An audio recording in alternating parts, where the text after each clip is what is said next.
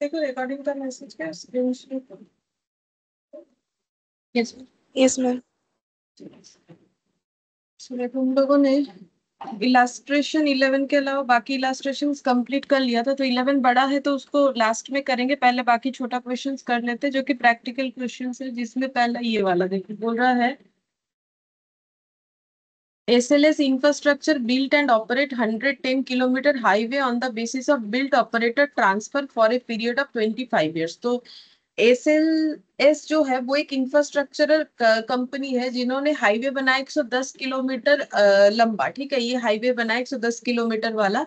और ये हाईवे इन्होंने बिल्ट ऑपरेटर ट्रांसफर अकॉर्डिंग बनाया है for a period of 25 years. इसका मतलब होता है कि अभी ये लोग हाईवे खुद बना रहे, ठीक है, ये तो एक प्राइवेट कंपनी हाईवे बनाएगी, हाईवे बनाने के बाद 25 साल खुद ही से ऑपरेट करेगी, ठीक है। मतलब इस पे इस सड़क से जो भी जा रहा है गाड़ी वाड़ी, ठीक है, तो इनसे जो भी टोल वगैरह कलेक्ट होगा वो ये कंपनी कलेक्ट करेगी, उसके बाद वो गवर्नमेंट को हैंड ओवर करेगी, ठीक है। ये BOT का मतलब ये होता है, बिल्ड ऑपरेट ट्रांसफर। मतलब पहले जो बिल्ड करेगा वही ऑपरेट करेगा, उसके बाद वो ट्रांसफर करेगा। मतलब पहले ये कंपनी खुद ऑपरेट करेगी, इस रास्ते को बना रही है, फिर उसे खुद ऑपरेट करेगी, मतलब इससे जाने वाले टोल को कलेक्ट करेगी, उसके बाद वो सरकार को वो हैंड ओवर करेगी। Traffic assessment carried out to estimate the traffic flow per day shows the following figures। तो बोल रहा है कि ट्रैफिक क्या कितना है उस हाईवे पे, कितना क्या ट्रैफिक है, वो एसेस करके ये पता चला कि ट्रैफिक का फ्लो पर डे कुछ इस तरीके से है। टू व्हीलर जो है डेली इतने सारे चलते हैं, कार एंड SUVs डेली इतने सारे चलते हैं, बस एंड LCVs डेली इतने सारे चलते हैं, ये सब डेली वॉल्यूम दिया हुआ है। हेवी कॉमर्शियल व्हीकल डेली जो है 816 नंबर्स, ठीक है, इतने वॉल्यूम पे चलते हैं। The following is the estimated cost of the project. अब इस प्रोजेक्ट को बनाने का जो खर्चा है वो दिया हुआ है, देखो साइट क्लियरेंस जो है, land development and feeling work, sub base and base courses, bituminous work, bridge, flyover, underpass, pedestrian subway, foot bridge, फिर ड्रेनेज प्रोटेक्शन वर्क। अच्छा, और बोल रहा है traffic sign marking and road appurtenances, फिर बोल रहा है maintenance, repair, rehabilitation, environmental management, मतलब जो भी खर्चा होता है, ठीक है, ये सब खर्चा दिया है, जैसे कि ट्रैफिक साइन बनाना होता है, मार्क वगैरह करना होता है, ठीक है, रिपेयर वगैरह, अगर उस रास्ते में किसी का घर वर था तो रिहैबिलिटेशन वगैरह, ठीक है, तो ये सब इन्वायरमेंटल मैनेजमेंट सारी चीजों को करके टोटल प्रोजेक्ट कॉस्ट इनका पड़ गया है 1,14,49 नहीं 11,44,995 ऐसा कुछ है। सॉरी, ये शायद खुद ही इन लैख में है, हाँ, तो इतना लैख, ठीक है। तो an estimated cost of 1,120 lakh has to be incurred on administration and toll plaza operation. अच्छा, और एस्टिमेट किया जा रहा है कि एडमिनिस्ट्रेशन और टोल प्लाजा के लिए इतना खर्चा हो सकता है on the basis of the vehicle specification. मतलब व्हीकल का जो स्पेसिफिकेशन कैसे था, देखो यहाँ पर बोला था ना, ऐसे क्या क्या गाड़ी बोला था, देखो टू व्हीलर, कार तो फोर व्हीलर हो गया, बस का अलग हो गया, तो मतलब कैसा कैसा गाड़ी है, मतलब कितना भारी है क्या, ये देखो वेट, साइज, टाइम सेविंग्स, ये सब के हिसाब से इन्होंने जो है कैटेगरी किया है। The following weights has been assign to the passing vehicles. तो व्हीकल को इन्होंने वेट असाइन किया है कि टू व्हीलर जा रहा है तो 5%, कार एंड SUVs के लिए 20%, बस एंड LCV के लिए 30%, हेवी कॉमर्शियल व्हीकल के लिए 45% इन्होंने वेट असाइन किया है। अब ये जो परसेंटेज है ये सिर्फ वेट के लिए नहीं है, मतलब वेट, साइज, टाइम सेविंग्स, ये सब मिला के इन्होंने इस तरीके से बोला है। हमें क्या कैलकुलेट करना है, total project cost per day of concessional period, compute toll fee to be charge for per vehicle of each type if the company wants to earn a profit of 15% on total cost, ठीक है। अब concession period का मतलब है is a period for which an infrastructure is allowed to operate and recover its investment. मतलब वही जो मैंने बोला ना, BOT, बिल्ड ऑपरेट ट्रांसफर, तो पहले जो कंपनी बना रही है वही ऑपरेट करेगी, उसके बाद ट्रांसफर करेगी, तो वो जो पीरियड चलता है उसे बोलते हैं कंसेशन पीरियड, ठीक है। तो total project cost per day कितना होगा, तो देखो total project cost per day कितना होगा, तो हमें निकालना पड़ेगा टोटल प्रोजेक्ट कॉस्ट, ठीक है। टोटल प्रोजेक्ट कॉस्ट ये देखो हम लोग को यहाँ पर जो दिया हुआ है ना, ये प्रोजेक्ट कॉस्ट पूरा प्रोजेक्ट को कंप्लीट करने का जितना समय है उसके हिसाब से दिया हुआ है, तो पर डे कितना करके हम लोग उसमें असाइन करें, तो total project cost divided by यहाँ पर क्या हो जाएगा, नंबर ऑफ व्हीकल, ठीक है। कितने गाड़ी जा रहे हैं उस पे हम लोग प्रोजेक्ट कॉस्ट को असाइन करेंगे ना, क्योंकि देखो गाड़ी से ही तो मुझे टोल कलेक्ट करना है। तो टोटल प्रोजेक्ट कॉस्ट अगर मुझे निकालना है तो सॉरी, टोटल प्रोजेक्ट कॉस्ट तो देखो मुझे दिया हुआ ही है। मुझे निकालना है total project cost per day. देखो टोटल प्रोजेक्ट कॉस्ट ये दिया हुआ है, बस इसमें ये वाला ऐड कर लेंगे तो हमें पूरा पूरा टोटल प्रोजेक्ट कॉस्ट पता चल जाएगा। फिर बोल रहा है कि calculate the total project cost, वो तो पता है, लेकिन बोल रहा है पर डे ऑफ कंसेशनल पीरियड। अच्छा, तो ये प्रोजेक्ट कॉस्ट जो है डिवाइडेड बाय ये हम लोग कितने समय में ये राइट ऑफ करेंगे, है ना, उसके हिसाब से हमें डिवाइड करना पड़ेगा। मतलब हम ये कहना चाह रहे हैं कि ये जो टोटल प्रोजेक्ट कॉस्ट हमें दिया हुआ है इसका पर डे निकालने के लिए बोला है कि कॉस्ट पर डे कितना होगा। तो ये जो कॉस्ट इनकर्ड हुआ है ये हम लोग कितने दिन में रिकवर करेंगे उसके हिसाब से हमें डिवाइड करना पड़ेगा। ठीक है। अच्छा, अब यहाँ पर चलो सबसे पहले कैलकुलेट कर लेते हैं टोटल प्रोजेक्ट कॉस्ट कितना होगा। तो कैसे करेंगे, देखो इसमें हमें वेरिएबल और फिक्स्ड ये सब करने का जरूरत नहीं, सब ये लाइन बाय लाइन 1 से लेके 9 तक सारा डेटा लिख लेंगे और लास्ट में ये 1120 ऐड करेंगे तो टोटल प्रोजेक्ट कॉस्ट पता चल जाएगा। उसके बाद बताते हैं नेक्स्ट क्या करना पड़ेगा हमें। तो सबसे पहले यहाँ पर लिखेंगे क्वेश्चन नंबर 1, ठीक है। Calculation of total project cost per day of concession period. तो इससे तो ये पता चल रहा है टोटल प्रोजेक्ट कॉस्ट तो पता करना पड़ेगा, फिर पर डे का कॉस्ट हमें निकालना पड़ेगा। ठीक है, तो यहाँ पर हो जाएगा पर्टिकुलर्स और अमाउंट। सिर्फ नाम देख देख के लिखने से ही हो जाएगा, ठीक है। कुछ बाइफरकेट जरूरी नहीं है। जैसे सबसे पहला है साइट क्लियरेंस 170.70।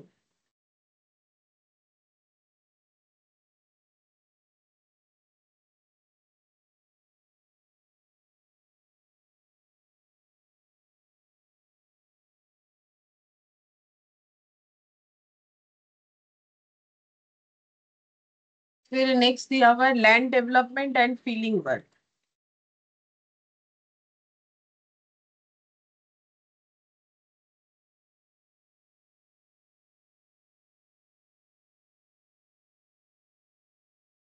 9080.35। अच्छा, फिर है सब base base courses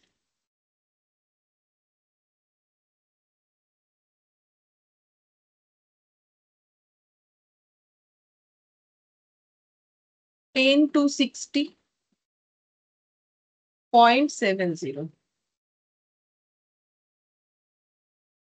bituminous work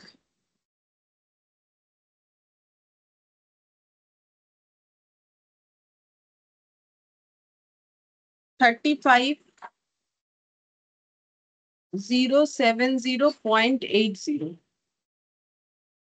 bridge flyover underpass 29,055.60। Bridge flyover underpass pedestrian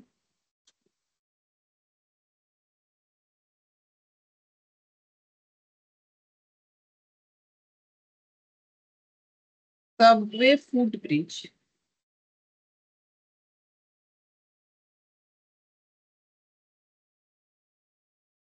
तो फिर उसके बाद था I think drainage and protection work 9040.50। 9040.50 drainage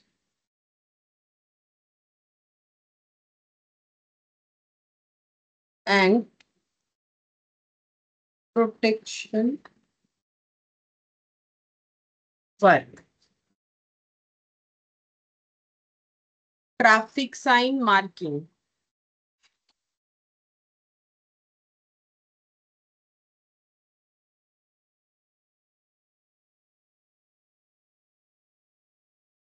and road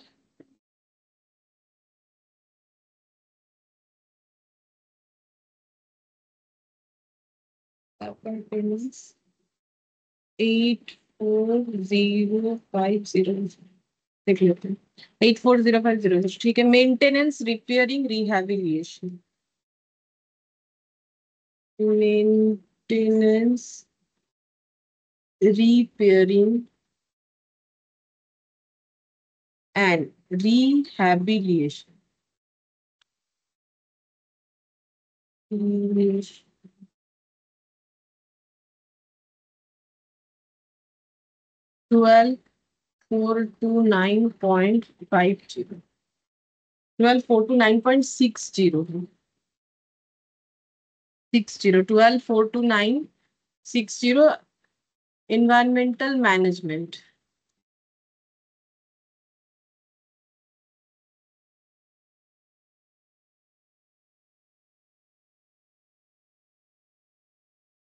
982.00, 982.00 total project cost.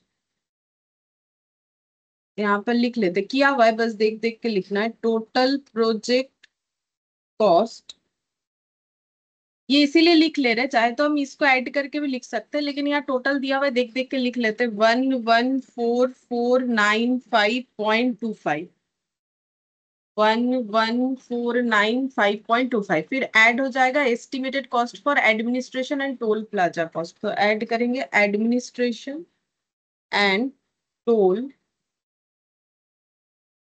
Plaza operation cost, जो कि है 1120 तो यहाँ पर टोटल करेंगे तो आ जाएगा टोटल कॉस्ट। टोटल कॉस्ट, तो टोटल कॉस्ट कितना रहा ऐड करने से, ये तो 0.25 ही रहेगा, ये 5 हो गया, 9 + 2 11, 115615 कितना आ रहा है।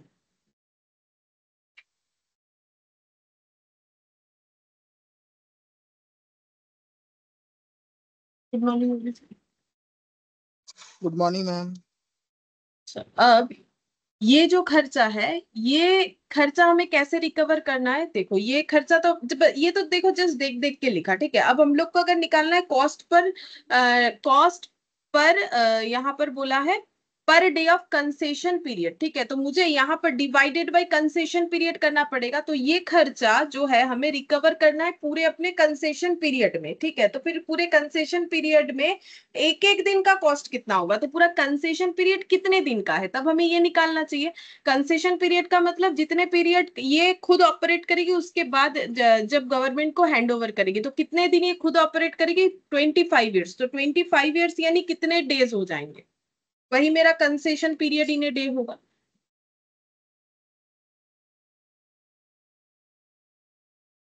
कंसेशन पीरियड कितना होगा, 25 ईयर्स मतलब कितना दिन,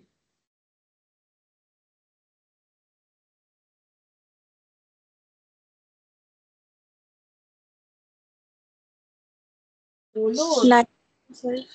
9125, हाँ, 365 डेज, ठीक है। तो 9125 डेज, ठीक है।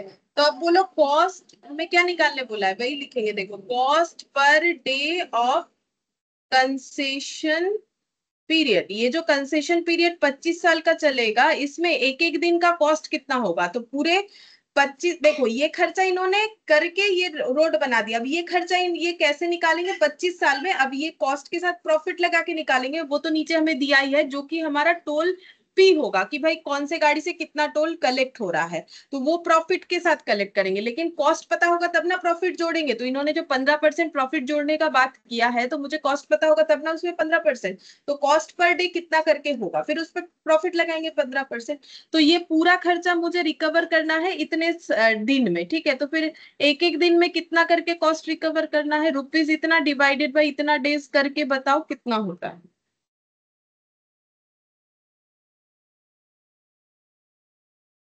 12.670। 12.67, लेकिन ये आंसर लेकिन इन किस में आए बोलो तो, इन लैख में आए, क्योंकि ये जो डेटा निकला है ना 115615.25 ये लैख में है, ठीक है। तो ये भी हो गया रुपीज इतना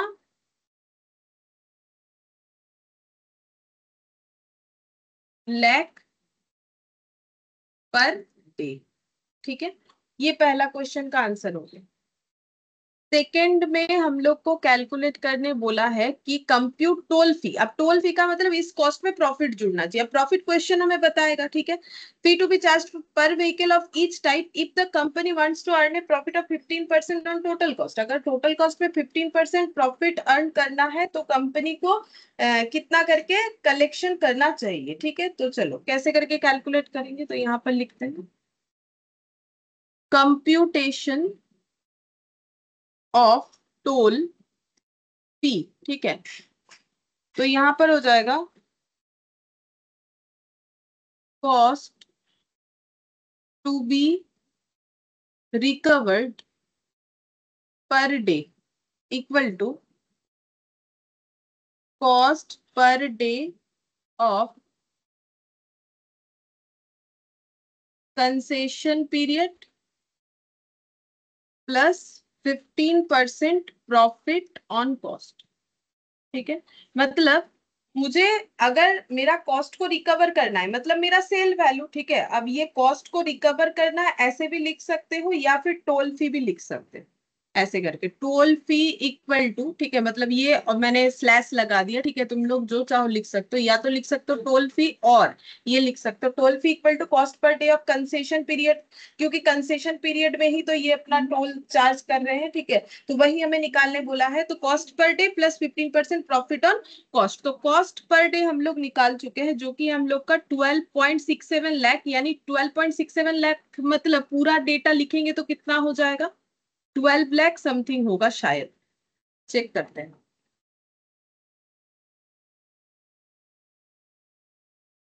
देखो ये आ गया 12,67,000। ठीक है, 12,67,000 प्लस इस पे परसेंटेज लगाओ 15% प्रॉफिट ऑन कॉस्ट, तो फिर इसी पे डायरेक्टली लग जाएगा 15%। लगने के बाद जितना होगा वो हम लोग का टोटल टोल फी हो जाएगा। ठीक है, टोल फी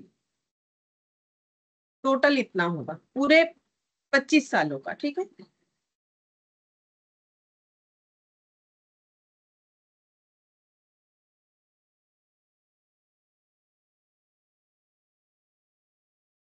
तो मैच नहीं, 12,67,000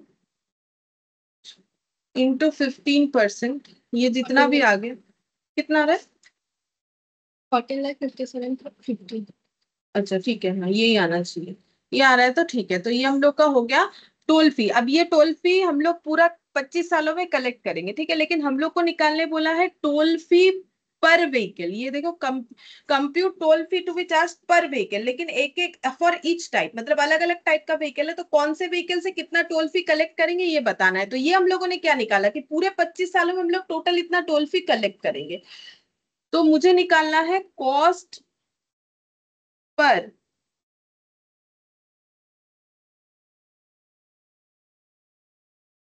कॉस्ट नहीं इसको लिखेंगे टोल फी पर व्हीकल, मुझे ये निकालना है ना।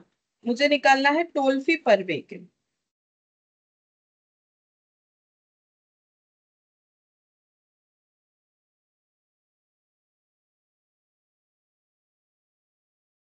कितना हो जाएगा, ये टोटल कलेक्ट करेंगे जितने भी व्हीकल चलेंगे, डिवाइडेड बाय क्या होना चाहिए, नंबर ऑफ व्हीकल। ठीक है, इसके इसका मतलब इसमें डिवाइडेड बाय होना चाहिए नंबर ऑफ व्हीकल। तो मुझे यहाँ पर फाइंड आउट करना पड़ेगा कि नंबर ऑफ व्हीकल कितना होगा। तो उसके लिए हम यहाँ पर कैलकुलेट करते हैं। देखो नंबर ऑफ व्हीकल कितना होगा,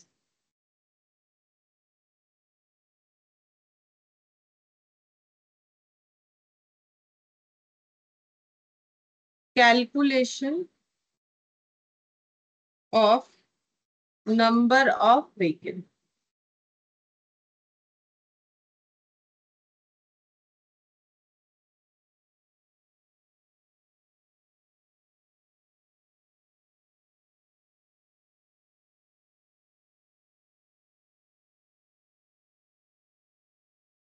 तो देखो कैसे करके नंबर ऑफ व्हीकल कैलकुलेट होगा। तो हमारे पास क्या क्या व्हीकल है, देखो टू व्हीलर है, कार एंड एसयूवी, चार तरीके का है। तो यहाँ पर लिखते हैं टाइप ऑफ व्हीकल।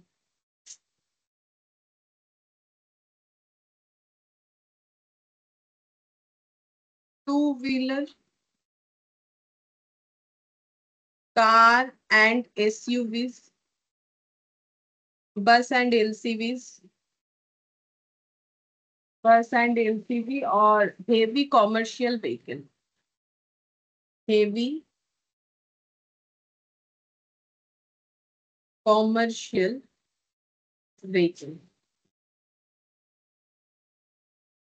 अब देखो हम लोग के पास ना अलग अलग तरीके का व्हीकल है, ठीक है, और सबसे अलग अलग चार्जेस होगा, क्योंकि देखो इसमें ना वेट साइज और टाइम के हिसाब से बता दे। जैसे टू व्हीलर 5% ही चलेगा, और ये मतलब टू व्हीलर पे वेटेज 5% दिया है, मतलब हमें जो अपना कॉस्ट रिकवर करना है, देखो टू व्हीलर से सबसे कम करना है बस 5%, और सबसे ज्यादा हेवी कॉमर्शियल व्हीकल। ये तो नॉर्मल बात है, देखो गाड़ी जितना बड़ा होगा जो होगा उसका टाइम भी उतना ही लगता है पास ऑन होने में, ठीक है, उसका वेट के हिसाब से रास्ते में जो है, मतलब रास्ते का यूज भी उस तरीके से होता है, तो फिर उस वो सारी गाड़ियों से ज्यादा जो है टोल कलेक्ट करना चाहिए ना। सब गाड़ी का टोल एक नहीं होता है, छोटा गाड़ी का कम होता है, बड़ा गाड़ी का ज्यादा होता है। स्पेशली जो कॉमर्शियल व्हीकल्स होते हैं उसका जो है मतलब चार्जेस टोल का ज्यादा होता है, ठीक है। तो अलग अलग टाइप दिया है, तो मुझे यहाँ पर अगर नंबर ऑफ व्हीकल से डिवाइड करना है, तो मेरे सारे व्हीकल से तो मुझे एक तरीके का टोल टैक्स कलेक्ट करना ही नहीं है, तो हम यहाँ पर डिवाइडेड बाय ये सारे व्हीकल का टोटल कर देंगे, तो फिर तो आंसर नहीं आएगा ना, क्योंकि देखो मेरा ये व्हीकल से मुझे जो कलेक्ट करना है, इससे अलग, इससे अलग, इससे अलग, तो सबसे अलग अलग करना है, तो मुझे अगर सबसे अलग अलग तरीके का टोल कलेक्ट करना है, तो ये पूरा कलेक्शन डिवाइडेड बाय ये सारे व्हीकल का टोटल कर देंगे, तो मेरा आंसर गलत आएगा, क्योंकि सबसे मुझे एक तरीके का रिकवर नहीं करना है। अगर हम ये सारे व्हीकल्स का नंबर टोटल करके यहाँ पर डिवाइड कर दे, तो इसका मतलब सबसे एक ही तरीके का टैक्स, सॉरी एक ही तरीके का टोल टैक्स हम लोग कलेक्ट कर लेंगे, ऐसा हो जाएगा। तो मुझे क्या करना पड़ेगा, मुझे इक्विवेलेंट करना पड़ेगा, ठीक है, इक्विवेलेंट करके निकालना पड़ेगा, ठीक है। अब इक्विवेलेंट कैसे करेंगे, तो ये देखो इक्विवेलेंट कैसे होगा, जैसे हम लोग प्रोसेस कॉस्टिंग में करते थे ना, इक्विवेलेंट करके कैलकुलेट करना, जस्ट उसी तरीके से करेंगे। अच्छा देखो, तो यहाँ पर डेली ट्रैफिक वॉल्यूम हमें बोल रखा था।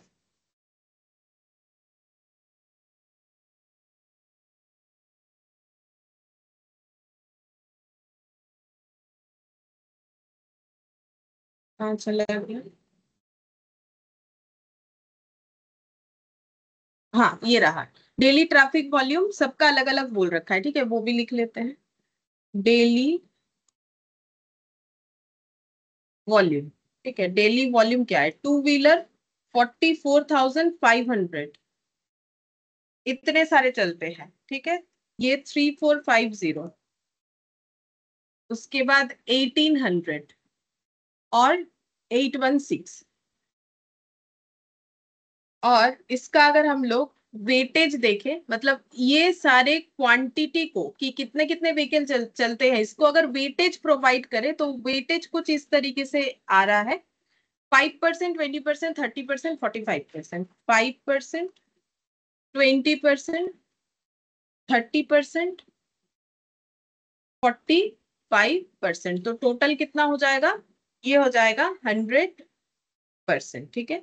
अच्छा, अब मुझे निकालना है इक्विवेलेंट, ठीक है, इक्विवेलेंट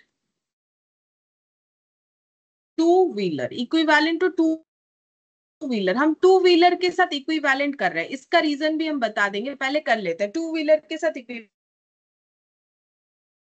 देखो अगर हम लोग ये 5%, 20%, 30%, 45% का रेशियो करें, तो ये कुछ ऐसा आएगा, 5, 4, 6 और 9, ठीक है, 1:4:6:9। तो हम इसका अगर टोटल करेंगे तो कितना आ रहा है, 20, तो हम लोग बोल सकते हैं 44,500 डिवाइडेड बाई 20, ऐसा अगर करते हैं, ये देखो डिवाइडेड बाई 20 इंटू 1, ठीक है, तो ये कितना आ जाएगा, ये हम लोग का आ गया 2,225, 1:4:6:9। तो इसका टोटल क्या 20 आ रहा है, 4, 6, 10 और 9, 10, 20 आ रहा है, हाँ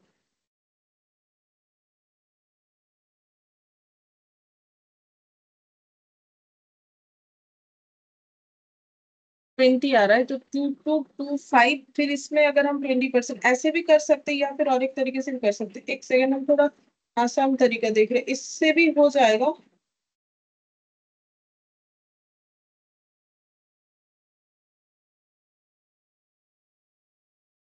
एक मिनट रुको।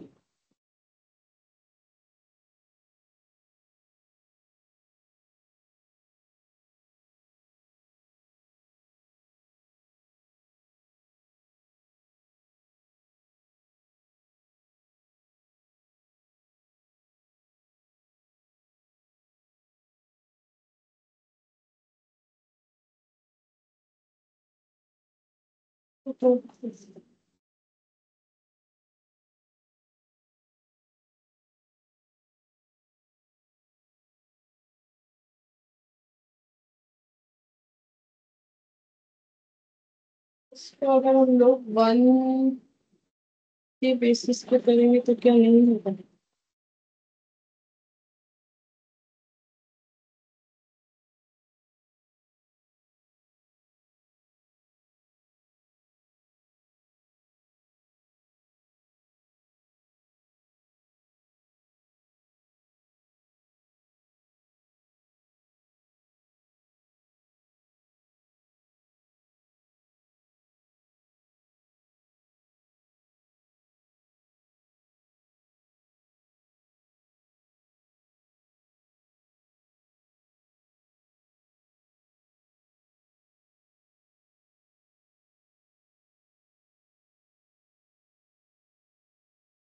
क्यों? 19 ये मेरा आ रहा है टू व्हीलर इक्विवेलेंट कॉस्ट निकाल। ठीक है, ऐसे करके ही कर लेते हैं। 5% बोला है तो ये मेरा इतना, ये 100% हो गया। तो 100% ये इसका टोटल हो जाएगा, तो 44,500। अच्छा ठीक है, तो इसको हम लोग लिख रहे हैं 44,500। बताते हैं ऐसा क्यों कर रहे हैं, ठीक है। फिर इसका वन, इसका 4 से मल्टीप्लाई करेंगे, 3 4। ये देखो, ये रेशियो जो निकल के आया ना उसके हिसाब से चलेगा। 3,450 इंटू 4, तो ये आ जाएगा 13,800। हम समझा देते हैं। फिर इसके बाद 6 से मल्टीप्लाई करो, 1,800 इंटू 6, तो ये हो जाएगा 10,800। और 9 इंटू 816, तो ये हो जाएगा मेरा 7,344। ठीक है, क्योंकि मैंने टू व्हीलर के इक्विवेलेंट किया है तो इस तरीके से दिखाया है। और इसका टोटल निकाल लेते हैं एक बार। इसका टोटल निकालने के बाद समझाते हैं। 10,800 प्लस 13,800 प्लस 44,500, तो ये हो जाएगा 76,440। देखो, हम लोग को क्या करना है, सारे जो मतलब नंबर ऑफ गाड़ी है, ठीक है, नंबर ऑफ व्हीकल है, उसे मुझे क्या करना है, एक ही मतलब एक ही बेसिस पे लाना है, ठीक है।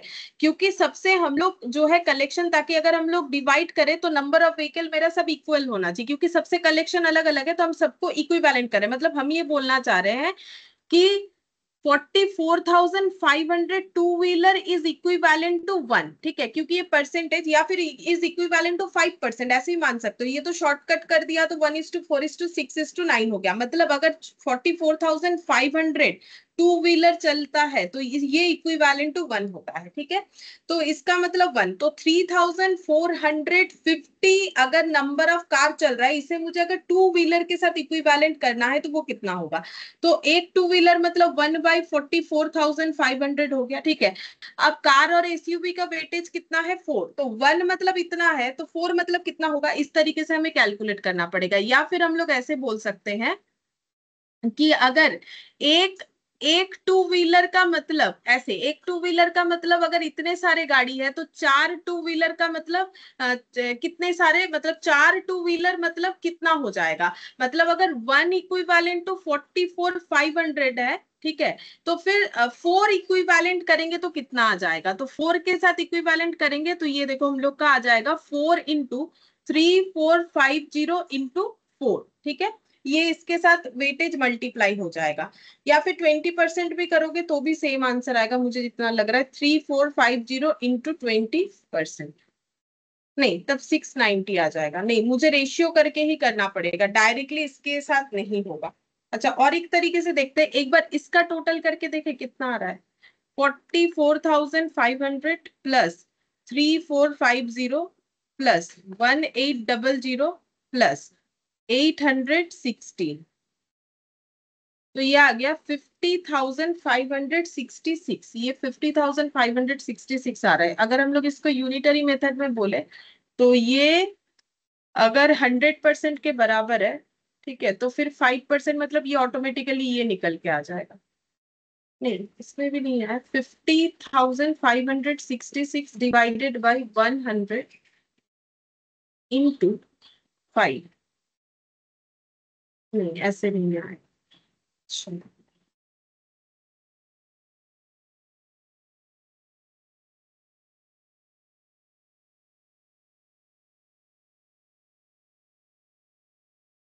ठीक है, तो इसको एक मिनट, इसको हमें ऐसे समझना है कि, तो इसको हम कैसे बताएं, वही मुझे नहीं समझ में आ रहा है। अच्छा, एक सेकंड रुको। ये 44,500 अगर मेरा एक टू व्हीलर है, ठीक है, तो 3450 कार एंड एसयूवी को मुझे टू व्हीलर के साथ इक्विवेलेंट करना है, ठीक है, टू व्हीलर के साथ इक्विवेलेंट करना है। तो वेटेज अगर 5%, 20%, तो 4 इक्विवेलेंट टू टू व्हीलर। अगर हम लोग 4 से मल्टीप्लाई कर रहे हैं, 6 एंड 9 से मल्टीप्लाई करेंगे तो इक्विवेलेंट टू टू व्हीलर हो जाएगा। वही मुझे समझाना है कि 13,000 वेटेज।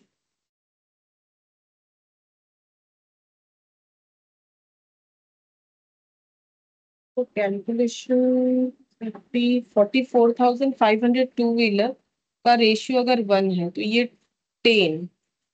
तो ये 4 करने से भी तो नहीं आएगा, बिकॉज हम लोग 4 के साथ मल्टीप्लाई कर रहे हैं।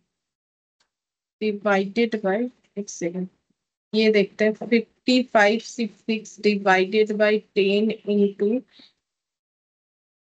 4, तब तो ये 22। तो ये इस रेशियो में नहीं आएगा, मुझे इक्विवेलेंट करना है। Equivalent to two wheeler 44,500 equivalent to 1। 3450 is equivalent into 4 हो जाएगा 6। 1800 इंटू 6, और ये इक्विवेलेंट टू व्हीलर मतलब 76,444।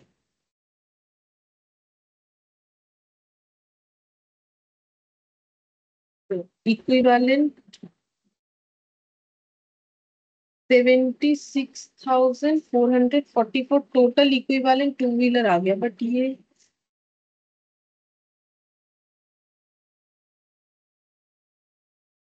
44,500, 3450, 1800, 816।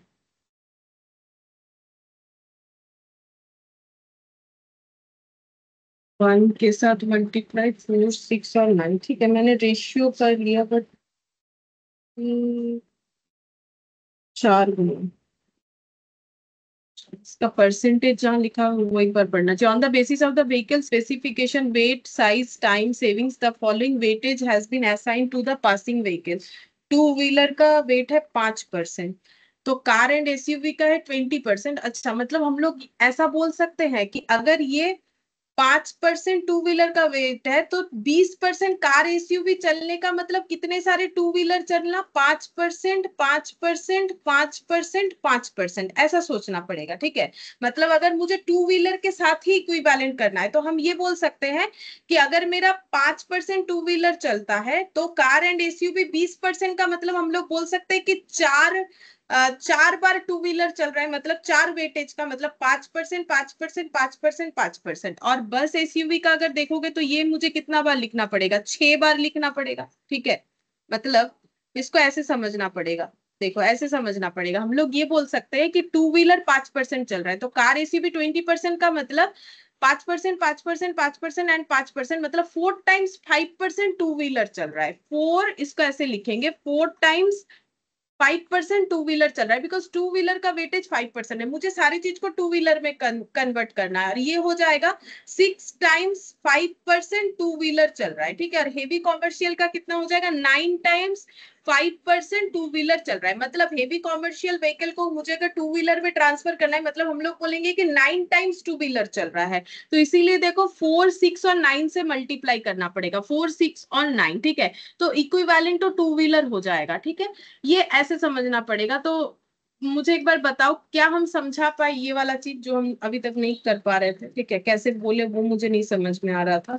तो बोलो, ये समझ में आया मेरा बात?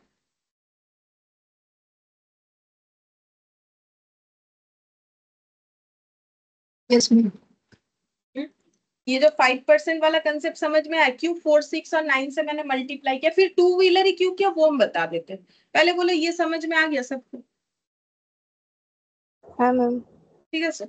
तो अब देखो, ये समझ में आ गया। अब ये टू व्हीलर ही क्यों किया, क्योंकि देखो उसमें कैलकुलेशन कितना आसान है। 5%, 5%, 4 बार, 6 बार और 9 बार। अगर हम लोग किसी और को लेंगे ना तो फिर मुझे डिवाइड करना पड़ेगा। मतलब हम ये बोल रहे हैं कि अगर हम 40, अगर हम हेवी कॉमर्शियल व्हीकल के साथ इक्विवेलेंट करना चाहेंगे तो फिर मेरा वो डिवाइड करना पड़ेगा ना। जैसे यहाँ पर टाइम्स हो जा रहा है, 5 टाइम्स, 6 टाइम्स, ये आसान होगा। लेकिन बाकी कोई भी तुम लोग व्हीकल लोगे ना तो फिर वो टू व्हीलर में जब जाएगा मत तो वो डिवाइड करना पड़ेगा। ठीक है, क्योंकि 5% में ट्रांसफर करना पड़ेगा तो उसमें हमारा कैलकुलेशन डिफिकल्ट हो जाएगा।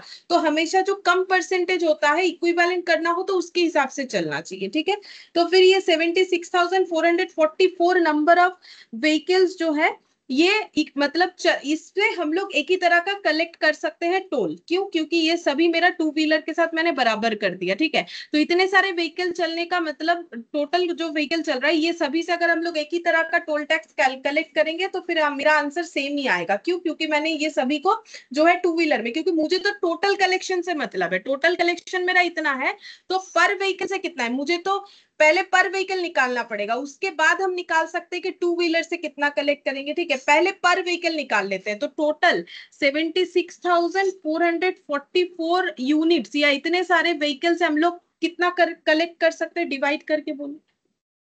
इतना रुपए मुझे अगर इतने सारे जो है गाड़ी से कैलकुलेट करना है, सॉरी कलेक्ट करना है, 3 to 4 होगा। ठीक है, मैंने 2 4 लिख दिया है। हम्म, तो कितना कलेक्ट होगा एक एक व्हीकल से? डिवाइड करो। 19.060। 19.60 या 06? 19.06। 06।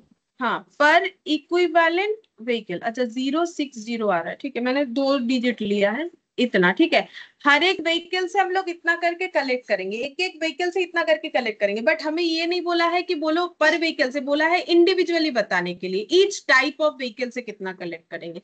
तो उसका आंसर बताना पड़ेगा। तो ये तो मेरे वर्किंग नोट का हिस्सा हो गया। ठीक है, वर्किंग नोट का हिस्सा हो गया। नेक्स्ट मुझे यहाँ एक सोल्यूशन दिखाना पड़ेगा कि हम लोग एक एक व्हीकल से कितना कलेक्ट करेंगे। तो type two wheeler, car and SUV, bus and LCV, heavy commercial vehicle, heavy commercial vehicle. ठीक है, अब इक्विवेलेंट कॉस्ट मतलब ओरिजिनल नहीं, इक्विवेलेंट कॉस्ट कितना कितना है?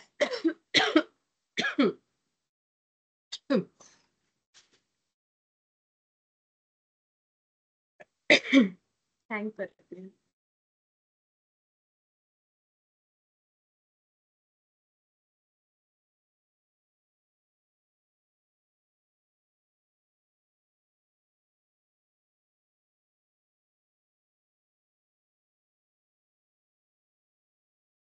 पता नहीं ये हैंग करते हैं।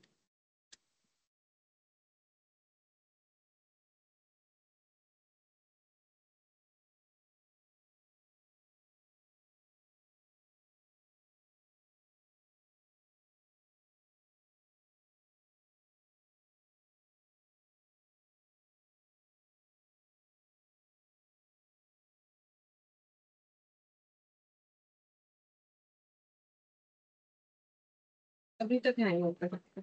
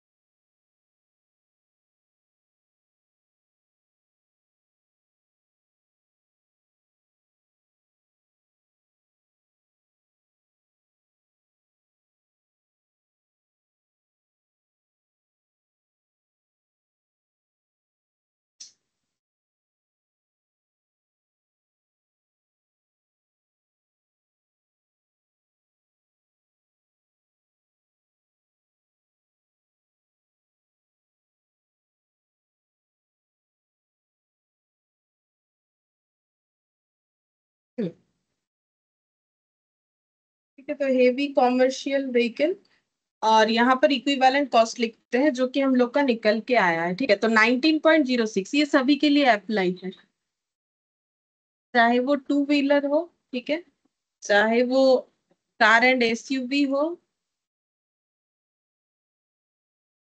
ठीक है। लेकिन ये तो हम लोगों ने सभी का टू व्हीलर के हिसाब से किया, ठीक है। अब इसका वेटेज देखो, वेटेज क्या था, 1469, ठीक है। तो अब टोल फी पर व्हीकल, एक एक व्हीकल से कितना कलेक्ट करेंगे, तो देखो क्योंकि मैंने सारा इक्विवेलेंट टू व्हीलर के हिसाब से किया था, तो 19.06 तो एक एक टू व्हीलर से करना ही है, ठीक है। इसमें तो कोई प्रॉब्लम नहीं है क्योंकि टू व्हीलर का इतना ही है। लेकिन कार एसयूवी का क्या कंसेप्ट हुआ, कार एसयूवी का कंसेप्ट ये हुआ कि चार टू व्हीलर इक्विवेलेंट तो एक कार एसयूवी, ठीक है। तो 19.6006 अगर हम एक टू व्हीलर से कलेक्ट करते हैं तो कार एसयूवी से कितना कलेक्ट करेंगे। कार एसयूवी का सिस्टम क्या निकल के आया था, इसमें ये निकल के आया था कि चार, ये देखो ये 5 बार 4 बार 5% हुआ था ना, तो मतलब हम लोग ये बोल सकते हैं कि अगर हम लोग चार टू व्हीलर से जो कलेक्ट करेंगे वो एक कार या एसयूवी से कलेक्ट करेंगे, तो कार या एसयूवी का कलेक्शन कितना होगा, एक कार या एसयूवी का कलेक्शन।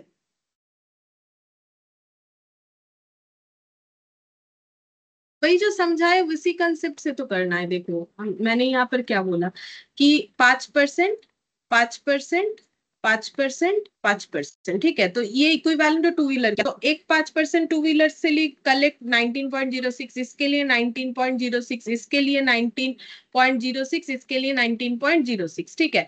तो मतलब एक कार एसयूवी से जो टोल टैक्स कलेक्ट होगा वो इक्विवेलेंट तो चार टू व्हीलर से है, ठीक है। तो फिर कितना होगा, एक कार एसयूवी से कितना कलेक्ट होगा, वही हम पूछ रहे हैं। 76.24। हाँ मतलब ये 4 से क्या करना पड़ेगा, मल्टीप्लाई, है ना। जैसे वहां किया था ना सेम वही होगा, 76.24। सेम तरीके से बस एंड एलसीवी इनका क्या था, देखो 6 टू व्हीलर से जो कलेक्शन होता है वो एक बस से कलेक्शन होता है, तो फिर कितना हो जाएगा। 114.36। 114.36। और यहाँ पर 9 टू व्हीलर से जो कलेक्ट होगा वो एक हेवी कॉमर्शियल व्हीकल से कलेक्शन होगा, तो फिर कितना हो जाएगा। 171.54। बस यही वाला चीज हमें यहाँ पर मेन था करने के लिए, ठीक है। अब ऐसा इसीलिए करना पड़ा क्योंकि हम लोग ये जो 50,566 है इससे डिवाइड नहीं कर सकते थे। क्यों डिवाइड नहीं कर सकते थे, इससे डिवाइड करने से प्रॉब्लम ये होगा क्योंकि ये सभी से एक ही तरीके का कलेक्शन तो हो नहीं रहा है, ठीक है। ये सभी से तो एक, ये इतने गाड़ी को अगर इससे डिवाइड कर देंगे तो हमारा जो आंसर आएगा वो ये आ जाएगा कि टोटल इतने व्हीकल्स है, लेकिन ये सभी व्हीकल एक टाइप के नहीं, इसलिए सबसे कलेक्शन एक जैसा नहीं होता है, अलग अलग होता है। तो मुझे अगर हर एक का अलग अलग निकालने के लिए दिया है तो हम सिर्फ इससे डिवाइड करने से तो आंसर नहीं निकाल पाएंगे। तो ये जो वॉल्यूम है, ठीक है, इसको मैंने, ये एक्चुअल वॉल्यूम है कि इतने सारे टू व्हीलर इतने सारे, लेकिन इसको अगर हम टू व्हीलर के साथ इक्विवेलेंट करेंगे तो 76,444 टू व्हीलर चलने का जो कॉस्ट है, मतलब बात तो एक ही है ना। देखो इतने सारी गाड़ी चलने से जितना हम लोग टोल टैक्स कलेक्ट करेंगे अलग अलग टाइप का, इसमें 4 टाइप्स ऑफ व्हीकल इन्वॉल्व है क्योंकि इससे ज्यादा, देखो सबसे कम इससे, फिर उससे ज्यादा इससे, सबसे ज्यादा इससे, ठीक है। तो इतने गाड़ी से जो कलेक्ट होगा हम लोग बोल सकते हैं टू व्हीलर से उतना, इतने सारे टू व्हीलर, क्योंकि टू व्हीलर का अमाउंट बढ़ गया ना 44,500 से इतना हो गया, क्यों, क्योंकि मैंने इसी के इक्विवेलेंट बाकी सारे गाड़ियों को कर दिया, ठीक है।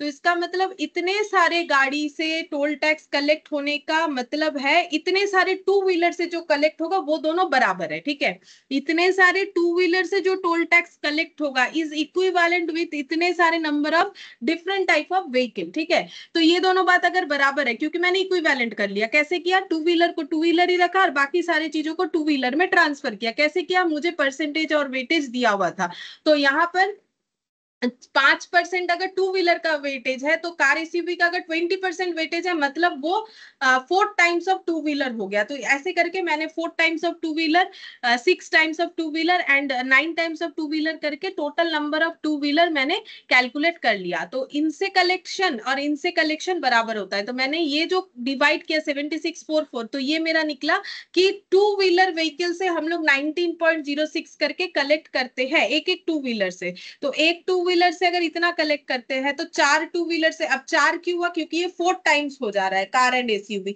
ये 6 टाइम्स, ये 9 टाइम्स, तो कितने कितने कलेक्ट करेंगे, तो हम लोगों ने वो निकाल लिया। तो इस तरीके से हमें इक्विवेलेंट करके निकालना है। अगर हम लोग ये डिवाइड कर देते हैं तो गलत ये हो जाएगा कि डिवाइड करने पे सारे गाड़ियों से जो खर्चा है वो, मतलब जो कॉस्ट कलेक्शन है वो मेरा इक्विवेलेंट नहीं आएगा, बस एक एवरेज निकल के आ जाएगा। अगर ये डिवाइड करोगे 50,566 इससे, तो आंसर एवरेज आएगा कि एवरेज हम लोग इतना कलेक्ट करेंगे। लेकिन मुझे तो एग्जैक्ट पूछा है कि कौन से गाड़ी से क्या कलेक्ट करना है, तो मुझे इस तरीके से करना पड़ेगा। तो मेरा थोड़ा डिस्टर्ब हो गया था बीच में, नहीं हो पा रहा था। तो बोलो समझ में आया क्या आंसर जैसे होना चाहिए? मतलब तुम लोग को ये हाँ आंसर मैम। समझ में आ गया ना? बीच में मेरे से गलती हुई है। ठीक है, अब चलो क्वेश्चन नंबर 2 में चलते हैं। तो क्वेश्चन नंबर 2 में बोला है mister x owns a bus which runs according to the following schedule. तो इनके पास कोई बस है जो कि कुछ इस तरीके से शेड्यूल में चलता है, Delhi to Chandigarh and back, Delhi से चंडीगढ़ जाता है वापस आता है सेम डे पे, ठीक है। Distance cover 250 kilometre one way, ठीक है। तो एक मतलब दिल्ली से चंडीगढ़ 250 किलोमीटर, ठीक है, वन वे बता दिया। Number of days run each month, हर महीने 8 दिन ऐसा होता है कि दिल्ली से चंडीगढ़ बस जाता है। सीटिंग कैपेसिटी 90% ऑक्यूपाई होता है। फिर इनके पास दिल्ली से आगरा और वापस आते हैं सेम डे पे, ऐसा भी गाड़ी चलता है जो कि डिस्टेंस कवर होता है 210 kilometre. Number of days run each month, तो हर महीना ये जो रास्ता है ये रास्ता तय होता है 10 दिन, मतलब 10 दिन ऐसे चल रहा है बस। सीटिंग कैपेसिटी बता दिया। Delhi to Jaipur same day जाके बैक करके आया जाता है 270 किलोमीटर, सारे दिन पूरे महीने में 6 दिन ऐसे चलते हैं। Seating capacity occupied 100%। फिर यहाँ पर खर्चा बता दिया है कि क्या क्या खर्चा है ये सारी चीजों को, मतलब ये सारे रूट को जो है एक्सेस करने का। फिर बोल रहा है calculate the bus fare to be charge from each passenger to earn a profit of 30% on total takings. The fare are to be indicated per person for the journey Delhi to Chandigarh, Delhi to Agra, Delhi to Jaipur. सीधा बात है कि Delhi to Chandigarh, Delhi to Agra और Delhi to Jaipur, ये 3 root में जो बस चलता है, या इसमें जाने वाले पैसेंजर से हम लोग कितना जो है मतलब चार्जेस लेंगे, ठीक है, ये हमें बताना है। तो मुझे कॉस्ट पता करना पड़ेगा, पर प्लस उस पे प्रॉफिट लगाना पड़ेगा, ठीक है।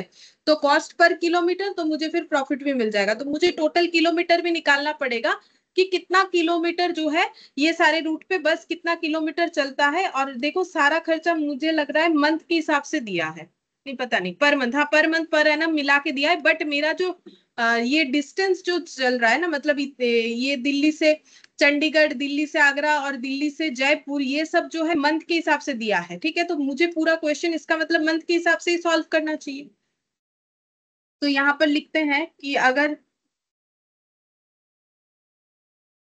वर्किंग नोट बना लेते हैं पहले, वर्किंग नोट नंबर 1, ठीक है।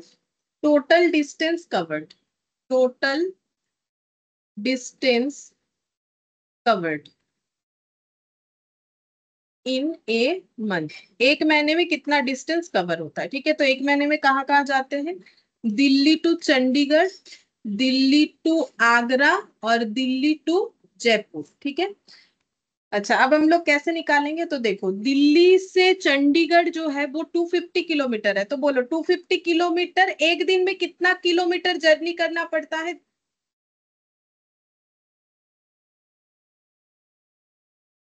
उसी दिन जाके वापस आ जाते हैं, तो बोलो 250 किलोमीटर जाएंगे और आएंगे भी, तो बोलो टोटल किलोमीटर कितना ट्रेवल होगा per day Delhi to Chandigarh जाने का। 500।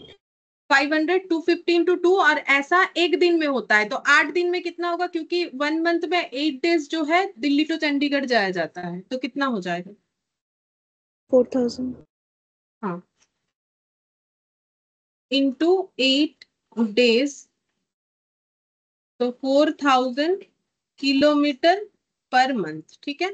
अच्छा, अब नेक्स्ट जो है डिस्टेंस, दिल्ली से आगरा 210 किलोमीटर, ठीक है, 210 किलोमीटर जाना फिर आना। आ, और ऐसे एक महीने में कितना दिन होता है,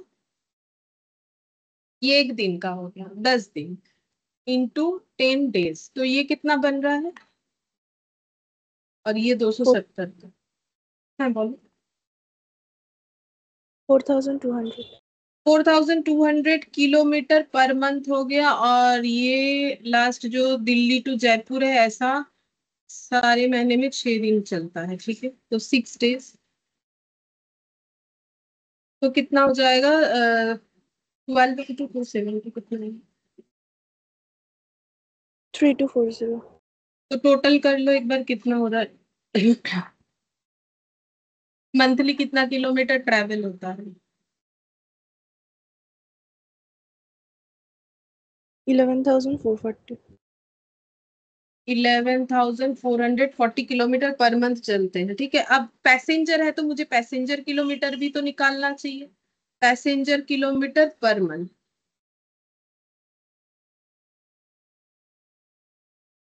तो पैसेंजर इंटू किलोमीटर, तो पैसेंजर कितना होगा? पैसेंजर हम लोग का ये जितना ऑक्युपाइड है, ठीक है, तो इनका सीटिंग कैपेसिटी कितना है उतने का 90%, 85% करेंगे और 100% करेंगे, बट सीटिंग कैपेसिटी देना चाहिए। सीटिंग कैपेसिटी बस का नहीं दिया है। नहीं देगा तो कैसे कैलकुलेट होगा? हाँ, ये है seating capacity of the bus 50। तो दिल्ली टू चंडीगढ़ 50 इंटू जितना percent occupy, Delhi to Agra, Delhi to Jaipur, तो बस में सभी बस में 50 है सीटिंग कैपेसिटी, ठीक है। और कितना ऑक्युपाइड होता है? 100% जयपुर, 85%, 90%, 90, 85, 100%। तो ये हो जाएगा पैसेंजर इंटू किलोमीटर। अब किलोमीटर तो हम लोग निकाल चुके हैं, पहला वाला था 4,000 किलोमीटर, फिर उसके बाद है 4200, 3240। तो बोलो कितना होगा?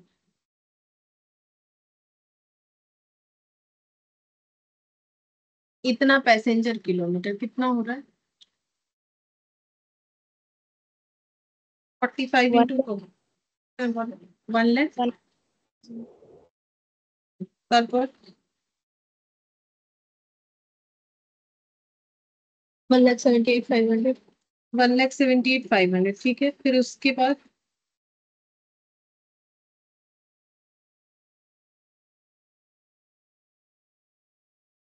1,62,000. टोटल भी बता दो, टोटल पैसेंजर किलोमीटर। 5,20,500.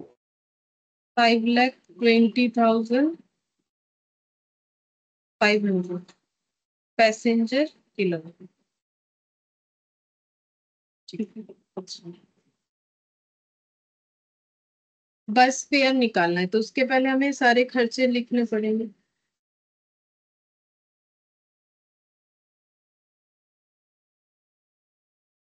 तो सब खर्चा लिखना पड़ेगा, लिखते हैं एक एक करके। इसमें हमें बाइफरकेट भी करना पड़ेगा, स्टैंडिंग जो है, रनिंग,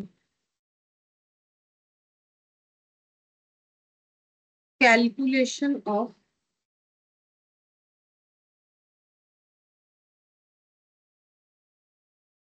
मंथली। मंथली निकालेंगे क्योंकि ये सब मंथली आया, तो मंथली निकालने में ही फायदा है। देखो अगर दोनों ईयरली निकालोगे तो भी आंसर आएगा, दोनों मंथली निकालोगे तो भी आंसर आएगा। कॉस्ट पर पैसेंजर मंथली से भी निकलेगा, ईयरली से भी। लेकिन मेरा जब ये डेटा मंथली है तो हम इसमें मेहनत करके 12 मल्टीप्लाई करके इसको क्यों हम ईयरली बनाई। और वैसे भी देखो ईयरली बनाना भी नहीं चाहिए, क्योंकि अब ईयरली बनाओगे तो सबसे ज्यादा प्रॉब्लम ये है कि एक महीने में 8 दिन चलता है तो पूरे साल में कितना चलेगा, ये सब करना ही नहीं चाहिए, ठीक है, इसीलिए।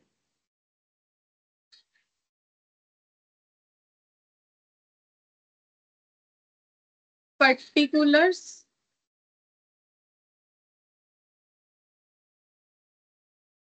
Rupees, rupees standing charges. जब भी ट्रांसपोर्ट रिलेटेड क्वेश्चन आएगा तो हमें फिक्स वेरिएबल देख लेना चाहिए।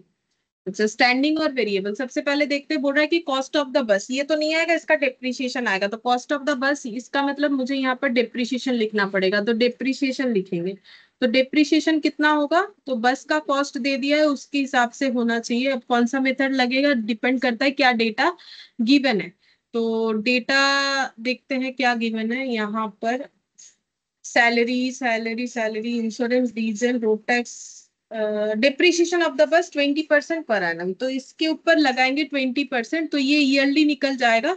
डिवाइडेड बाई 12 करेंगे तो मंथली निकल जाएगा। तो देखो कितना हो रहा है, ये पर मंथ निकाल दो।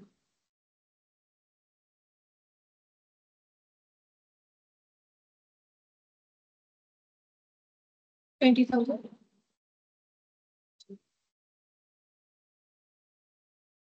20,000 ठीक है, हाँ सही आया 20,000। डिप्रिसिएशन के बाद सैलरी ऑफ ड्राइवर, ये भी fix 24,000, salary of driver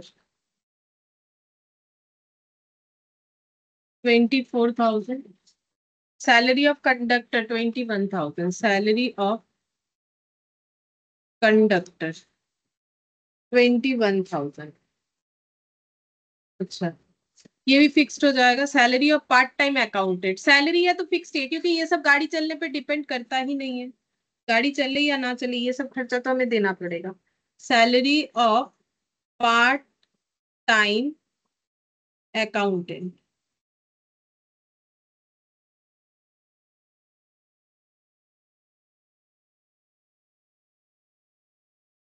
insurance of the bus 4,800 per annum, तो मंथली कितना हो जाएगा,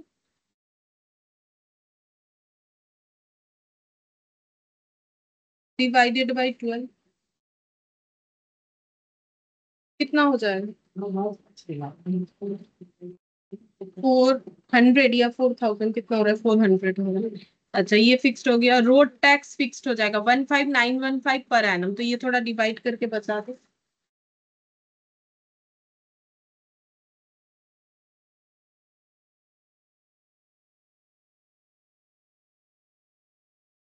कितना हो रहा है।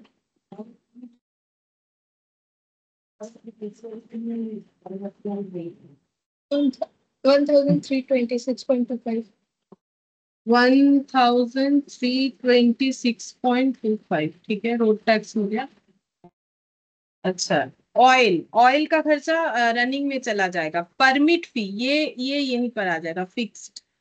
परमिट फी ये फिक्स्ड में आ जाएगा, 315 पर मंथ दे दिया है।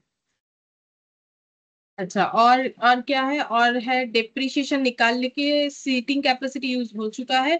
रिपेयर मेंटेनेंस, तो रिपेयर मेंटेनेंस बोल के हेडिंग दे के दे देंगे, रिपेयर एंड मेंटेनेंस, मतलब उसे क्या बोलते हैं, मेंटेनेंस, रिपेयर एंड मेंटेनेंस बोल के ये खर्चा अलग से दिखा देते हैं, 1,000 पर मंथ। और रनिंग खर्चे में एक ही दिख रहा है, ऑयल,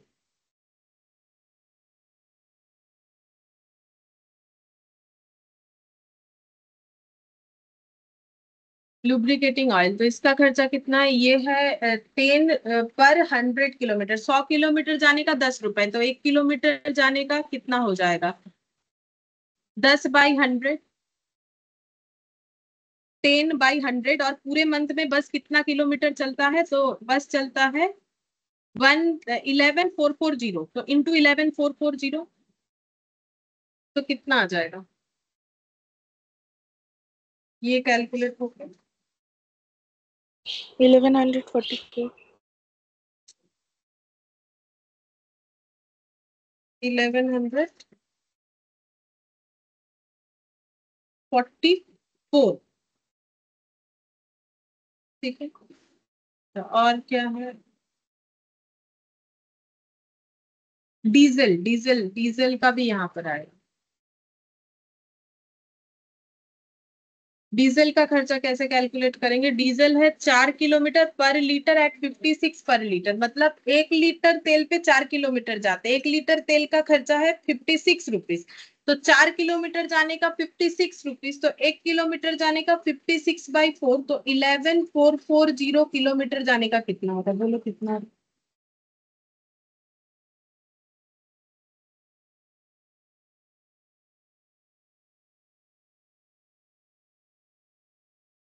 1,60,160.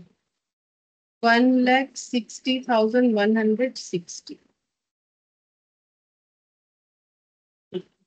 अच्छा, अब टोटल करना पड़ेगा। तो ये पहले टोटल करो, टोटल स्टैंडिंग चार्जेस।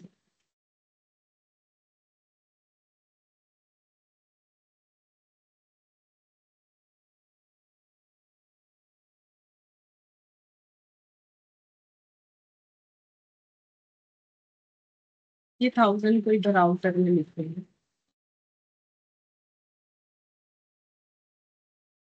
और ये हम निकाल पाए।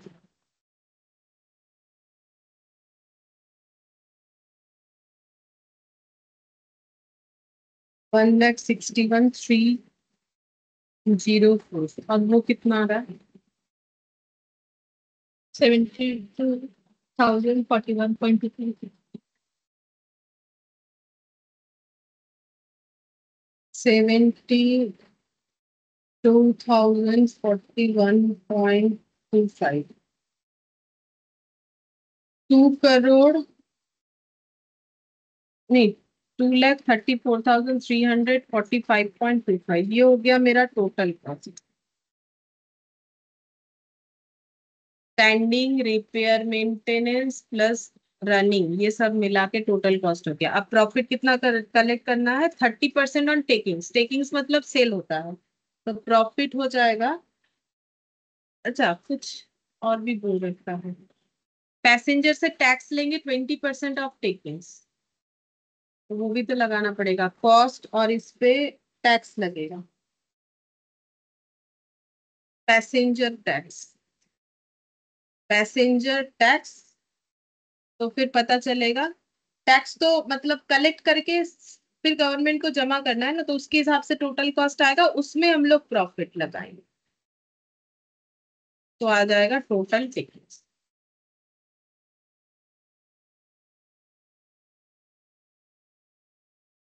तो यहाँ पर ले लेते हैं, लेट लिख लेंगे टोटल टेकिंग्स एक्स, ठीक है। तो हम लोग एक्स इक्वल टू मतलब सेल इक्वल टू बोल सकते हैं total cost, total cost plus tax plus profit, ठीक है। तो ये एक्स हो गया टोटल टेकिंग्स। टोटल कॉस्ट हम लोग का आया है 2,34,345.25 प्लस टैक्स लगाना है 20% ऑफ टेकिंग्स, मतलब 20% ऑन सेल, और प्रॉफिट लगाना है 30% ऑन सेल, ऐसे ही बोला था। तब ये कितना हो जाएगा? x minus 0.2x minus 0.3x equal to 234,345.25। तो 1 माइनस 0.2 माइनस 0.3, 0.5x, तो 0.5x इक्वल हो गया 234,345.25। देन x इक्वल टू कितना हो जाएगा? 234,345.25 डिवाइडेड बाय 0.5, 4,689,690.5। ये x आ गया। x का मतलब हो गया ये हम लोग का टोटल टेकिंग्स, तो यहाँ पर लिख देते 4,686,990.5, ठीक है। प्रॉफिट कितना आ जाएगा? प्रॉफिट आ जाएगा 0.3 इंटू ये वाला वैल्यू, तो 0.3 इंटू 4,686,990। ये वर्किंग में निकाल सकते हो क्योंकि मेरे वहां जगह नहीं है ना, ये पेज खत्म हो गया तो हम यहाँ पर निकाल रहे हैं।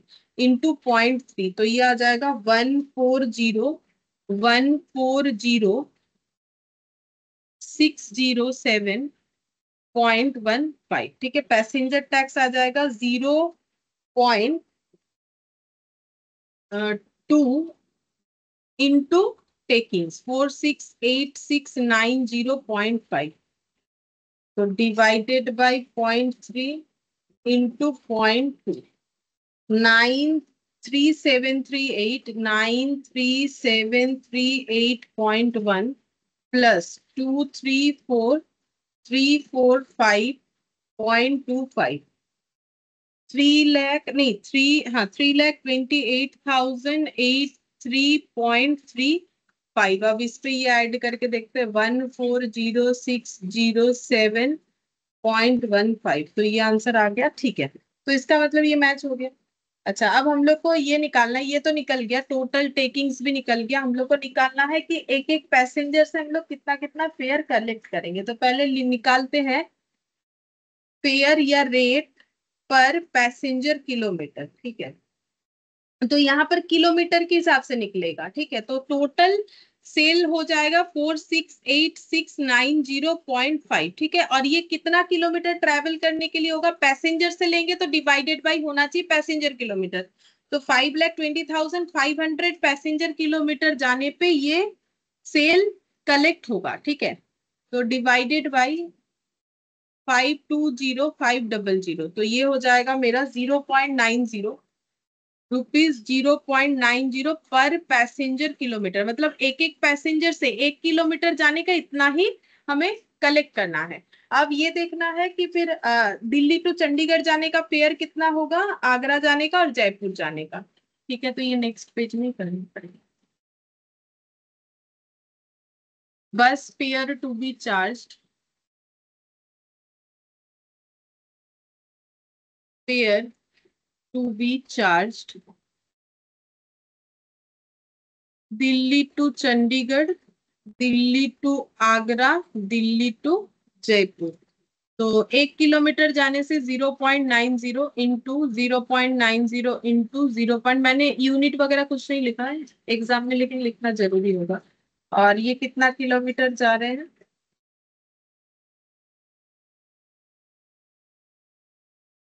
ये देखो पैसेंजर से हम लोग कैसे भाड़ा लेते हैं, एक वन साइड जाने का ना, फिर दोबारा आएंगे तो फिर हमें यहाँ पर पूछा है कि फेयर क्या क्या होगा, ये सारे डिस्टेंस। कोई बोलेगा कि मुझे दिल्ली से चंडीगढ़ जाना है, तो कितना जो है भाड़ा लगेगा, तो मुझे क्या बताना है, 250 किलोमीटर जाने का भाड़ा बताना है मुझे, कौन सा 500 किलोमीटर का बताना है। पर्सनल गाड़ी थोड़ी है कि राउंड में बताएंगे, ठीक है, बस है। तो फिर हम बोलेंगे दिल्ली से चंडीगढ़ जाना है, तो वो तो 250 किलोमीटर जाने का मुझे भाड़ा बोलेगा ना। तो फिर ये देखो यहाँ पर नेक्स्ट हो जाएगा 210 और 270। मतलब अगर गलती से तुम लोग इसको 500 कर दोगे गलत हो जाएगा, क्योंकि जब हम लोग बस मतलब पब्लिक ट्रांसपोर्ट में जाते हैं, जैसे देखो अगर तुम लोग किसी प्राइवेट गाड़ी में जाते हो ना, तो लौट के आने का क्या होता है, कभी कभी ये मतलब राउंड में मांग लेते हैं कि भाई जाना है आना है, ठीक है। मतलब टू ट्रिप मांगते हैं ना, कि वहां जाके फिर मुझे अगर कुछ पैसेंजर नहीं मिला, इस तरीके से जब हम लोग पर्सनली बुक करके जाते हैं इस तरीके से, ठीक है। तो वो ओला उबेर वाला मत समझो। देखो जैसे कहीं गए तो ये तुम लोगों से दोनों का नहीं लेगा, ठीक है। एकदम प्राइवेटली जाने से वो होता है। जैसे अभी तुम लोग कुछ बुक करते हो और मान लो कहीं घूमने गए, ठीक है। तो घूमने गए फिर उसे रखोगे गाड़ी वाले को, फिर वापस आओगे तो वो उस तरीके का चार्ज करेगा ना। तो जो भी हो, बस वालों से पूछोगे दिल्ली से चंडीगढ़ जाना है, तो वो 250 किलोमीटर का ही बताएगा, वो क्यों बताएगा 500 किलोमीटर का, ठीक है। तो वो ध्यान रखना है, हमें राउंड ट्रिप का नहीं लेना है। तो ये हो जाएगा 225।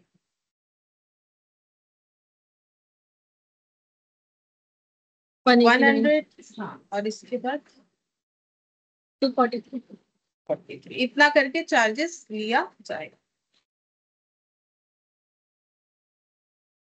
फिर नेक्स्ट देखते हैं क्वेश्चन नंबर 3। बोल रहा है company is considering 3 alternative proposal for convenience facilities for its sale personnel who has to do considerable travelling approximately 20,000 kilometre every year. तो कंपनी ने क्या किया है, एक प्रपोजल लाया है सेल्स पर्सनल के लिए, जो सेल्स रिलेटेड काम करते हैं, क्योंकि उनको ट्रैवल करना पड़ता है। अगर देखा जाए तो पूरे साल में 20,000, लगभग 20,000 किलोमीटर इन्हें ट्रैवल करना पड़ता है। तो ये ट्रैवलिंग में बहुत टाइम वाइम जाता होगा, ठीक है। जो भी इश्यूज है वो शॉर्ट आउट हो, इसके लिए उन्होंने कोई मतलब प्रपोजल लाया। क्या प्रपोजल लाया, बोल रहे purchase and maintain its own fleet of cars, the average cost of car is 6 lakh. अगर कोई अपना ही कार जो है वो मेंटेन करेगा, ठीक है। तो फिर एवरेज कॉस्ट ऑफ कार कितना पड़ रहा है, 6 लाख अपना कार, ठीक है। अलाउ द एग्जीक्यूटिव, मतलब ये सेल्स एजेंट के लिए बोला जा रहा है कि अगर अपना, देखो मतलब कंपनी ये चीज को आइडेंटिफाई कर रहा है कि अगर जो सेल्स पर्सनल है वो खुद अपना गाड़ी खरीदे तो उसको कितना खर्चा बनता है, अगर कंपनी उसे कोई फैसिलिटी दे तो उसको कितना खर्चा बनता है। इस तरीके से हमें अलग अलग दिया हुआ है, ठीक है। तो वो हमें समझना है यहाँ पर। तो देखो बोल रहा है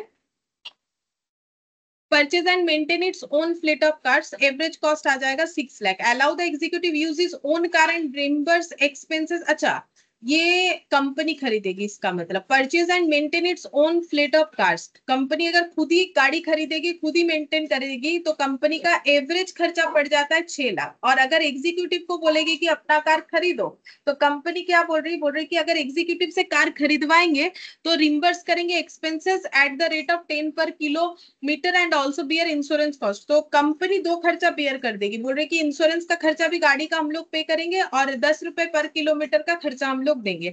अगर कार हायर करेंगे, hire car from an agency, तो कंपनी एजेंसी से गाड़ी हायर करेगी। हायर करने के बाद जो है कितना करके हायर चार्जेस पड़ेगा, 1,80,000 पर कार पर ईयर, एक एक कार का 1,80,000 करके। The company will have to bear cost of petrol tax and tyres. और इस केस में कंपनी ने बोल रखा है कि वो कौन कौन सा खर्चा बियर कर लेगी, ठीक है। तो ये कंपनी का प्रपोजल है। अब बोल रहा है फॉलोइंग फर्दर डिटेल्स, ये दिया है पेट्रोल 6 रुपए पर किलोमीटर, मतलब 1 किलोमीटर जाने पे 6 रुपए का पेट्रोल खर्चा होगा। टायर पर किलोमीटर 0.12 रुपीज का खर्चा है। टैक्स देना पड़ेगा 800 पर car per annum. Repair maintenance का पर किलोमीटर 20 पैसा। इंश्योरेंस का पर कार पर एनम 1200, मतलब 1 साल का 1200 रुपए का एक एक कार का इंश्योरेंस पड़ेगा। लाइफ ऑफ द कार दिया है 5 years with annual mileage of 20,000 kilometre. Resale value 80,000 at the end of 5th year. Work out the relative cost of the 3 proposal and rank they. बोल रहा है ये तीनों proposal का हमें क्या करना है, रिलेटिव कॉस्ट निकालना है, ठीक है। रिलेटिव कॉस्ट का मतलब कि तीनों केसेस में कंपनी का कॉस्ट क्या पड़ेगा वो हमें निकालना है। निकालने के बाद हमें क्या करना है, रैंक देना है। मतलब रैंक देने का मतलब हो गया कौन सा प्रपोजल कंपनी के लिए बेटर है वो हमें बताना पड़ेगा, ठीक है।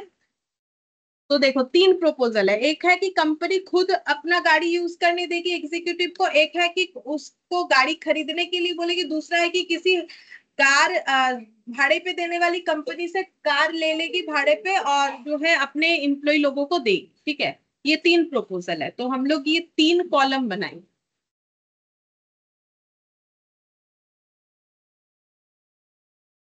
Calculation of relative cost of three proposal and their ranking.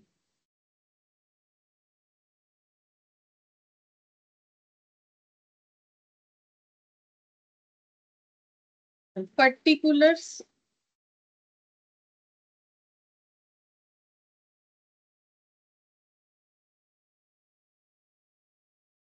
per car per annum,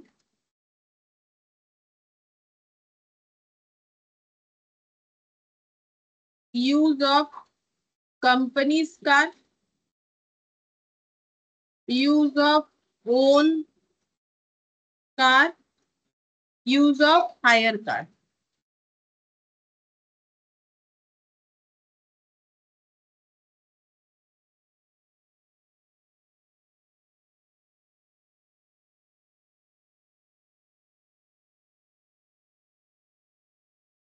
सब पर किलोमीटर में निकालेंगे, ठीक है। और ये वाला अच्छा, तो क्या क्या खर्चा है देखते हैं। सबसे पहले यहाँ पर लिखेंगे स्टैंडिंग जो हमारा फिक्स्ड खर्चा है, और रनिंग, क्योंकि ट्रांसपोर्टेशन रिलेटेड क्वेश्चन है तो इसको अलग अलग रनिंग। तो स्टैंडिंग में क्या क्या आ रहा है, देखो क्या क्या खर्चा है तो उसमें एक तो डेप्रिशिएशन होगा, ये देखो petrol, tyre, tax, repair maintenance, insurance और एक डेप्रिशिएशन। तो डेप्रिशिएशन फिक्स्ड होगा।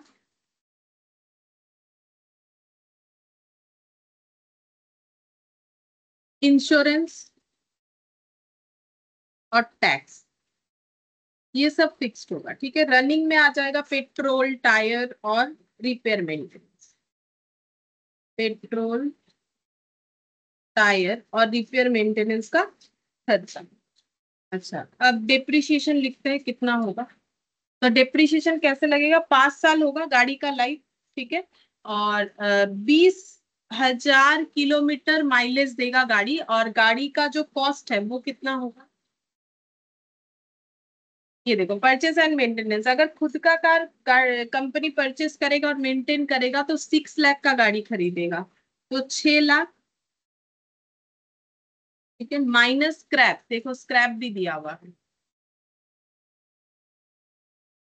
Resale value 80,000 at the 5th of the year, ठीक है। तो 80,000 डिवाइडेड बाई 5, तो पता चल जाएगा डिप्रिशिएशन पर एनम कितना होगा। बोलो कितना होगा।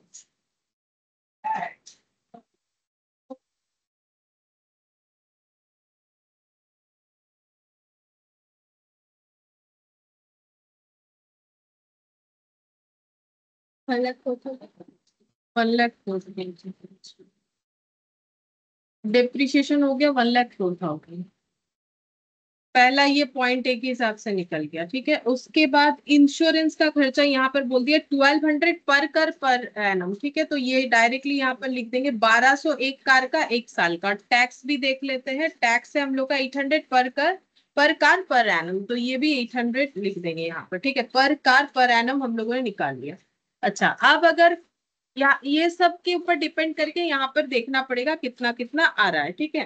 तो जैसे कंपनी का कार अगर यूज किया जाएगा तो कंपनी क्या क्या अलाउड करे, purchase and maintain its own fleet of car, तो ये खर्चा होगा। अच्छा, अब देखो, अगर कंपनी खुद अपना गाड़ी खरीदेगी तो पहला बात है डेप्रिसिएशन कौन चार्ज करेगा, कंपनी ही चार्ज करेगा। कंपनी अगर अपना कार अपने एग्जीक्यूटिव को यूज करने के लिए दे रही है तो इसका मतलब डेप्रिसिएशन को खुद चार्ज करेगा। तो कंपनी डेप्रिसिएशन कितना चार्ज करेगा, 1,04,000। अगर 1 साल का डेप्रिसिएशन है तो 1 किलोमीटर का डेप्रिसिएशन कितना होगा। तो 1 साल में एक सेल्स एग्जीक्यूटिव 20,000 किलोमीटर ट्रेवल करता है, तो पर किलोमीटर का जो है खर्चा कितना करके आएगा, बोलो डिवाइड करने से कितना आ रहा है।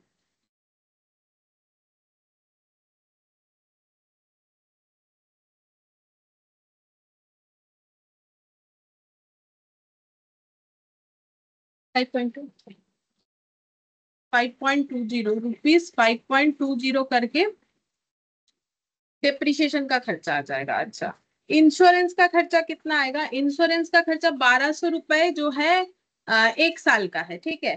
तो हम लोग पर किलोमीटर के हिसाब से निकाल रहे हैं, तो 1,200 रुपए का खर्चा जो है वो 20,000 किलोमीटर के ऊपर डिपेंड करता है, तो फिर पर किलोमीटर में इंश्योरेंस का खर्चा कितना आ जाएगा। पर तो मैंने रुपीज लिखा ही है, तो यहाँ नहीं भी लिखने से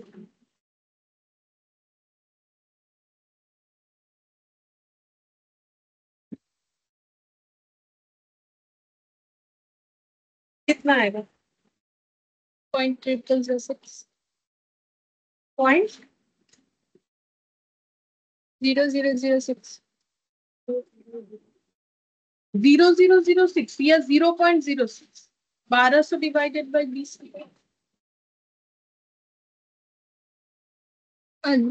0.06। हाँ, और 800 पर एनम का खर्चा है, तो 20,000 किलोमीटर जाने का कितना टैक्स का खर्चा हो जाएगा। 0.04। 0.05, ठीक है। ये अगर कंपनी खुद अपना गाड़ी खरीदेगी तो डेप्रिसिएशन भी खुद चार्ज करेगी, इंश्योरेंस भी, इंश्योरेंस का कागज भी वो बनवाएगी तो उसी को पे करना है, टैक्स भी वही पे करेगी। बस गाड़ी उसका यूज कौन करेगा, उसका एम्प्लॉय यूज करेगा। लेकिन अगर वो एम्प्लॉय से ही गाड़ी खरीदवाती है, allow the executive use own car, या फिर मतलब अपना कार, मतलब एम्प्लॉय को बोलेगी तुम अपना कार यूज करो, अगर ऐसा करती है तो कंपनी क्या क्या खर्चा देने के लिए हाँ बोल रही है। तो देखो, अगर ऐसा होता है तो डिप्रिसिएशन कौन चार्ज करेगा, जिसका गाड़ी वो चार्ज करेगा। गाड़ी किसका है, इम्प्लॉय का है तो कंपनी को डिप्रिसिएशन का खर्चा बुक करने का जरूरत नहीं है, लेकिन कंपनी का इंश्योरेंस टैक्स भरेगी। देखते हैं क्या बोल रखा है। कंपनी ने बोला है कि हम एक्सपेंस दे देंगे 10 रुपए पर किलोमीटर और इंश्योरेंस का खर्चा देंगे। तो इंश्योरेंस का खर्चा कंपनी देगी बोल रही है, और बाकी कोई एक्सपेंस होगा तो देगी। तो 0.06 ही लिखेंगे, क्योंकि हमें ये नहीं पता कि इस केस में इंश्योरेंस का खर्चा कितना होगा। मतलब अगर इम्प्लॉय खुद अपना गाड़ी खरीदेगा तो क्या इंश्योरेंस का खर्चा कुछ अलग है, वो तो हमें नहीं पता ना, तो हम लोग यही लिखेंगे। और वैसे भी कंपेयर के लिए सेम ही लिखना पड़ेगा, नहीं तो कंपेयर कैसे करेंगे। और रहा टैक्स का बात, तो टैक्स कौन भरेगा? गाड़ी का टैक्स जो है यहाँ पर बोला नहीं है कि कंपनी भरेगा, जैसे इंश्योरेंस का बोला है। तो इसका मतलब जो जिसने खरीदा है, मतलब जो इम्प्लॉय है, उसे ही भरना पड़ेगा। इसके अलावा कंपनी 10 रुपए पर किलोमीटर करके पे करेगी, ऐसा बोल रहा है। तो 10 रुपए पर किलोमीटर करके खर्चा पे करेगी, ऐसा बोल दिया है। तो इसको हम लोग क्या बोल सकते हैं, रनिंग चार्जेस में बता देते हैं। रिम्बर्समेंट ऑफ, यहाँ पर लिख देते हैं रिम्बर्समेंट। कंपनी रिम्बर्स कर देगी। या 10 रुपए पर किलोमीटर क्या खर्चा है वो कुछ नहीं बताया, तो मैंने यहाँ पर रिम्बर्समेंट लिख दिया। कंपनी 10 रुपए का खर्चा रिम्बर्स करेगी पर किलोमीटर में, यहाँ पर बता दिया 10 रुपए पर किलोमीटर।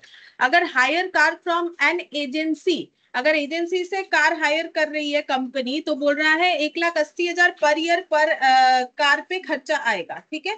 और the company will have to bear cost of petrol tax and tyre, और इस केस में कंपनी को पेट्रोल टैक्स और टायर का खर्चा बेयर करना पड़ेगा, बाकी कुछ भी नहीं बेयर करना पड़ेगा, ठीक है। तो इसका मतलब यहाँ पर अगर कंपनी गाड़ी हायर करेगी तो डेप्रिसिएशन उसे बुक नहीं करना पड़ेगा, उस गाड़ी का इंश्योरेंस भी नहीं भरना पड़ेगा।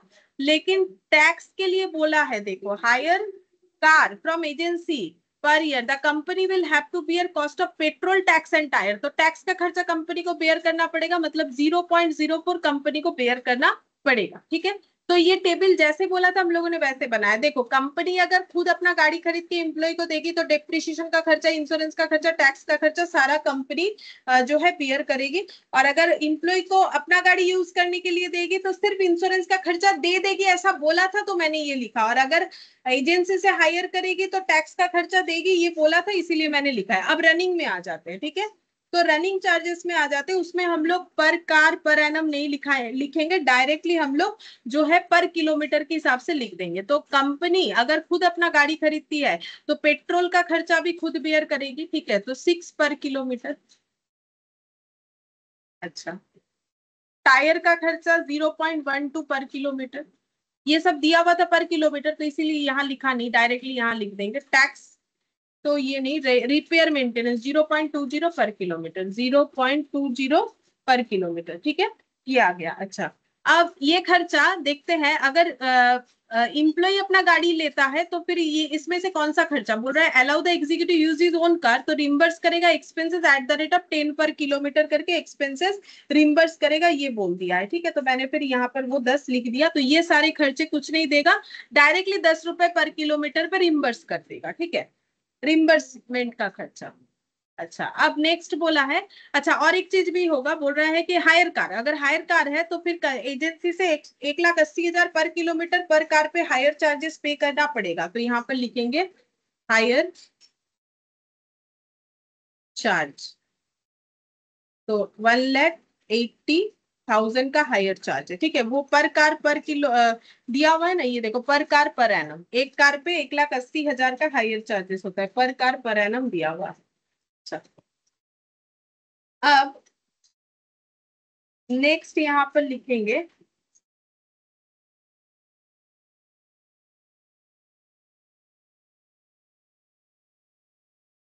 यहाँ पर तो हायर चार्जेस नहीं आएगा, यहाँ पर भी हायर चार्जेस नहीं आएगा, ये इधर आएगा। अच्छा, जब हायर होगा तो क्या क्या चार्जेस कंपनी पे करेगी, the company will have to bear cost of petrol tax tyre, petrol का 6 रुपए, ठीक है।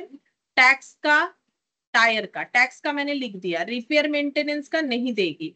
अच्छा, रिम्बर्समेंट तो कुछ होगा नहीं इस केस में, ठीक है, रिम्बर्समेंट का कुछ होगा नहीं। हायर चार्जेस होगा 1,80,000, अगर मेरा एक कार का 1 साल का है तो डिवाइडेड बाई 20,000 करने से पता चल जाएगा कि पर किलोमीटर का कितना हायर चार्जेस हो रहा है। बोलो कितना आ रहा है डिवाइड करने पे।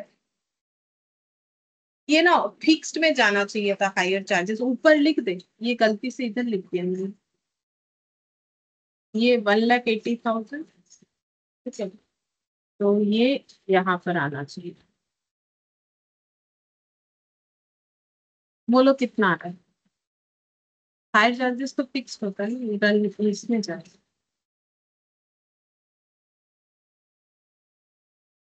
9. 9। ठीक है, अब टोटल करते हैं और देखेंगे किसमें बेनिफिट होगा। तो अगर कंपनी ओन कार यूज करने को देती है तो कितना खर्चा, इम्प्लॉय अपना कार यूज करेगा तो कितना खर्चा पड़ेगा कंपनी को, और अगर एजेंसी से हायर करेगा तो कितना पड़ेगा। तो 5.20, 0.06, 0.046, ये सब ऐड करो, ऐड करके बोलो कितना कितना आ रहा है हर एक कॉलम में।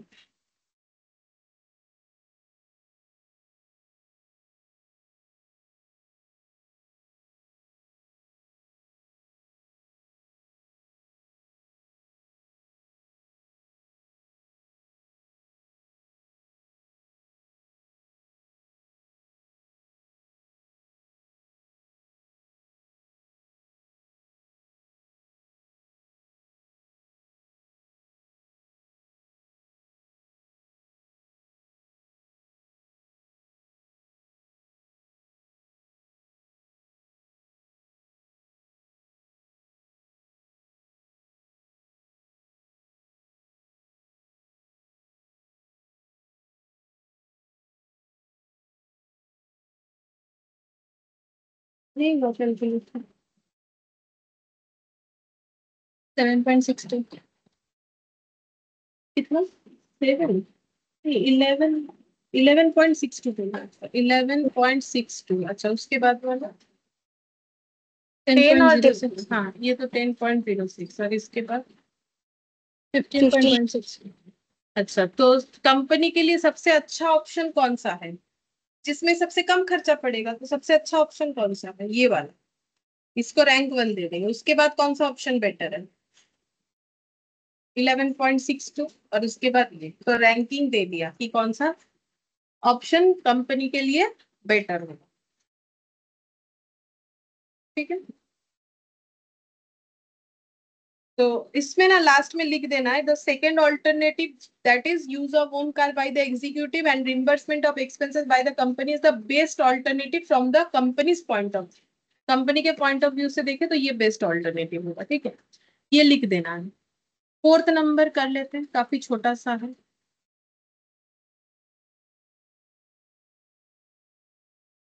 फोर्थ नंबर में बोला है कि from the following data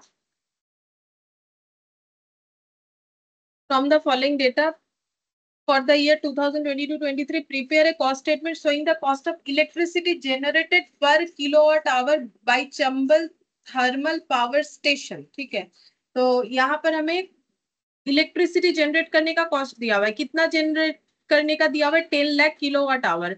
operating labour का खर्चा, रिपेयर मेंटेनेंस, और ये सब ईयरली दिया हुआ है। ये देखो यहाँ पर बोला था ना फॉर द ईयर 2022-23।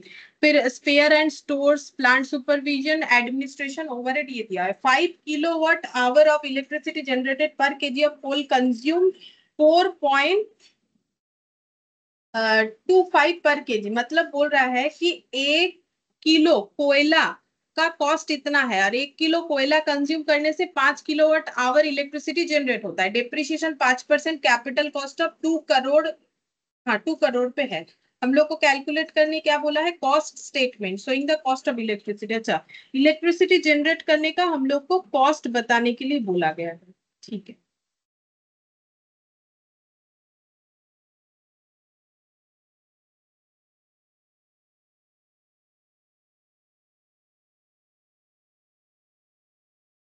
देखो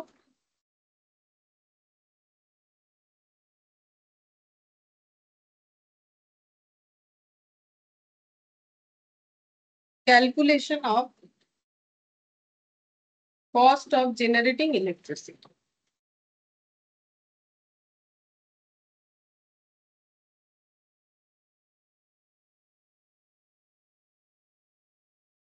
cost of Chambal thermal power station to generate electricity, या फिर जैसा लिखना चाहो लिख, पर्टिकुलर्स पर एनम पर किलोवाट आवर। हम लोग चाहे तो इसमें फिक्स्ड वेरिएबल लिख सकते हैं, नहीं लिखना चाहो नहीं भी लिख सकते हो, ठीक है। तो एक ऐसा क्वेश्चन हम लोगों ने किया था जिसमें फिक्स्ड वेरिएबल नहीं लिखा था, इसमें लिख देते हैं, अगर उसमें भी लिखना चाहो तो लिख सकते हो, लेकिन वो ट्रांसपोर्ट वाले में मैंडेटरी होता है, ठीक है। तो फिक्स्ड कॉस्ट क्या क्या खर्चा हुआ है, ऑपरेटिंग लेबर, लेबर जो ऑपरेट करते हैं, तो ऑपरेटिंग लेबर, तो लेबर बोल रहा है तो फिर हम लोग इसको वेरिएबल में ले सकते हैं, सैलरी तो बोला नहीं है, ठीक है। ऑपरेटिंग लेबर, रिपेयर मेंटेनेंस, तो रिपेयर मेंटेनेंस देखो फिक्स्ड में भी दे सकते हो वेरिएबल में भी दे सकते हो, क्योंकि इसमें कुछ हमें बोला ही नहीं है कि रिपेयर मेंटेनेंस किस नेचर का है, ठीक है। फिक्स्ड वेरिएबल जिसमें चाहो दे सकते हो। फिर लुब्रिकेंट स्पेयर एंड स्टोर्स, ये तो रनिंग मतलब वेरिएबल में ही जाएगा। प्लांट सुपरविजन, ये हमारा सुपरवाइजर को सैलरी मिलता है, तो ये हमारा फिक्स्ड कॉस्ट में आ जाएगा। 3 लाख। एडमिनिस्ट्रेशन ओवरहेड 20 लाख, ये भी फिक्स्ड में आएगा। एडमिनिस्ट्रेशन ओवरहेड 20 लाख, और डिप्रिशिएशन आ जाएगा। कैपिटल कॉस्ट ऑफ इतना, डिप्रिशिएशन 2 करोड़ पे 5%।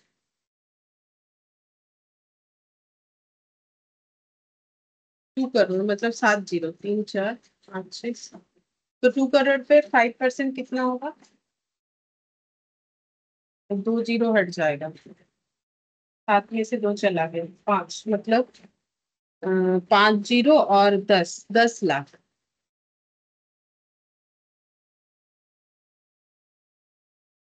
टोटल फिक्स्ड कॉस्ट, तो ये कितना हो जाएगा, 33 लाख। अब वेरिएबल निकालते हैं, वेरिएबल कॉस्ट, ऑपरेटिंग लेबर, देखो ऑपरेटिंग लेबर बोला इसलिए मैंने वेरिएबल में दे दिया, मतलब जब काम होता है तभी ये लेबर आते हैं, अदरवाइज नहीं। तो ऑपरेटिंग लेबर 15 लाख।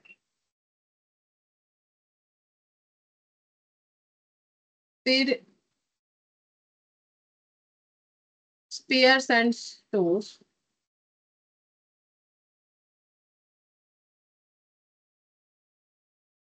4 लाख।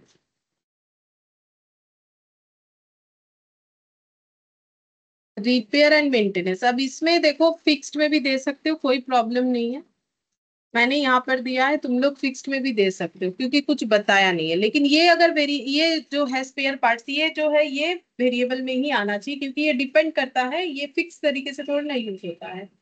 अब होल कॉस्ट, ये रॉ मटेरियल है, तो रॉ मटेरियल का यूज तो डिपेंड करता है कितना जनरेट कर रहे हैं उसके ऊपर। तो 4.25 रुपए 25 पैसा 1 किलो कोयला का दाम है, उसमें 5 किलोवाट आवर जनरेट होता है, मतलब 5 किलोवाट आवर इलेक्ट्रिसिटी जनरेट करने का खर्चा 4.25, तो फिर 1 किलोवाट के लिए 4.25 डिवाइडेड बाई 5, कितने रुपए, 1 किलोवाट इलेक्ट्रिसिटी जनरेट करने का खर्चा, और ये हमें 10 लाख किलोवाट जनरेट करने के लिए निकालना, 10 लाख किलोवाट आवर। तो ये हो जाएगा इंटू 2, तो 4.25 इंटू 2, 8,50,000। तो 8,50,000, ठीक है। तो टोटल वेरिएबल कॉस्ट कितना आ रहा है,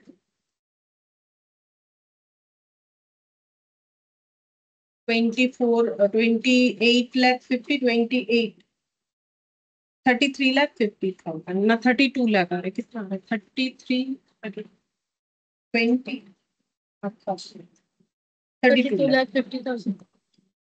32,50,000, ठीक है। अच्छा अब टोटल कॉस्ट निकालते हैं, तो ए बी ऐड करना, ए प्लस बी कितना आ जाएगा, 33 लाख और 32 लाख मतलब 62,50,000, ये मेरा हो गया टोटल कॉस्ट। अच्छा अब मुझे निकालने बोला था पर यहाँ पर क्या निकालने बोला था, cost statement showing cost of electricity, वो तो दिखा दिया मैंने। लेकिन अगर मुझे ये निकालने बोले कि पर किलोवाट आवर के लिए कितना होगा, वो भी हम लोग निकाल सकते हैं, तो वो निकाल देते हैं यहाँ पर। कॉस्ट बोला तो नहीं है, निकाल देते, पर किलोवाट आवर कितना हो जाएगा, तो 62,50,000 रुपीज का जो खर्चा हो रहा है वो 10 lakh kilowatt hour electricity generate करने का है, 10 लाख किलो वाट। तो फिर 1 किलोवाट आवर का कितना होगा, डिवाइड करने से निकल जाएगा, बोलो। मैम 65,50,000 होता। अच्छा 65,50,000, ठीक है, तो फिर कितना आ रहा है?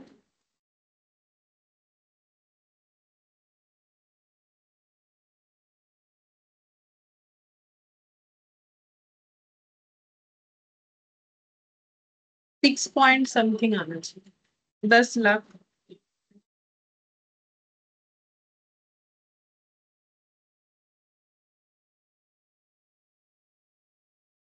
6.55 पर किलोवाट आवर,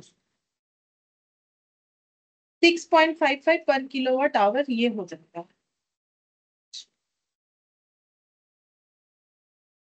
यहाँ पर मेरा वो क्या बोलते हैं उससे, केस सिनारियो वाला क्वेश्चन नहीं लिया, और एक 11 वाला है, वो तो अभी हो ही नहीं सकता, वो बहुत बड़ा है, उसमें लगभग 1 आवर लग ही जाता है।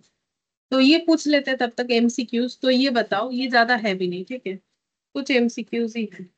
तो पहले बोला composite cost unit of a hospital, अगर हॉस्पिटल का कॉस्ट यूनिट पूछे कॉम्पोजिट वाला तो क्या होगा?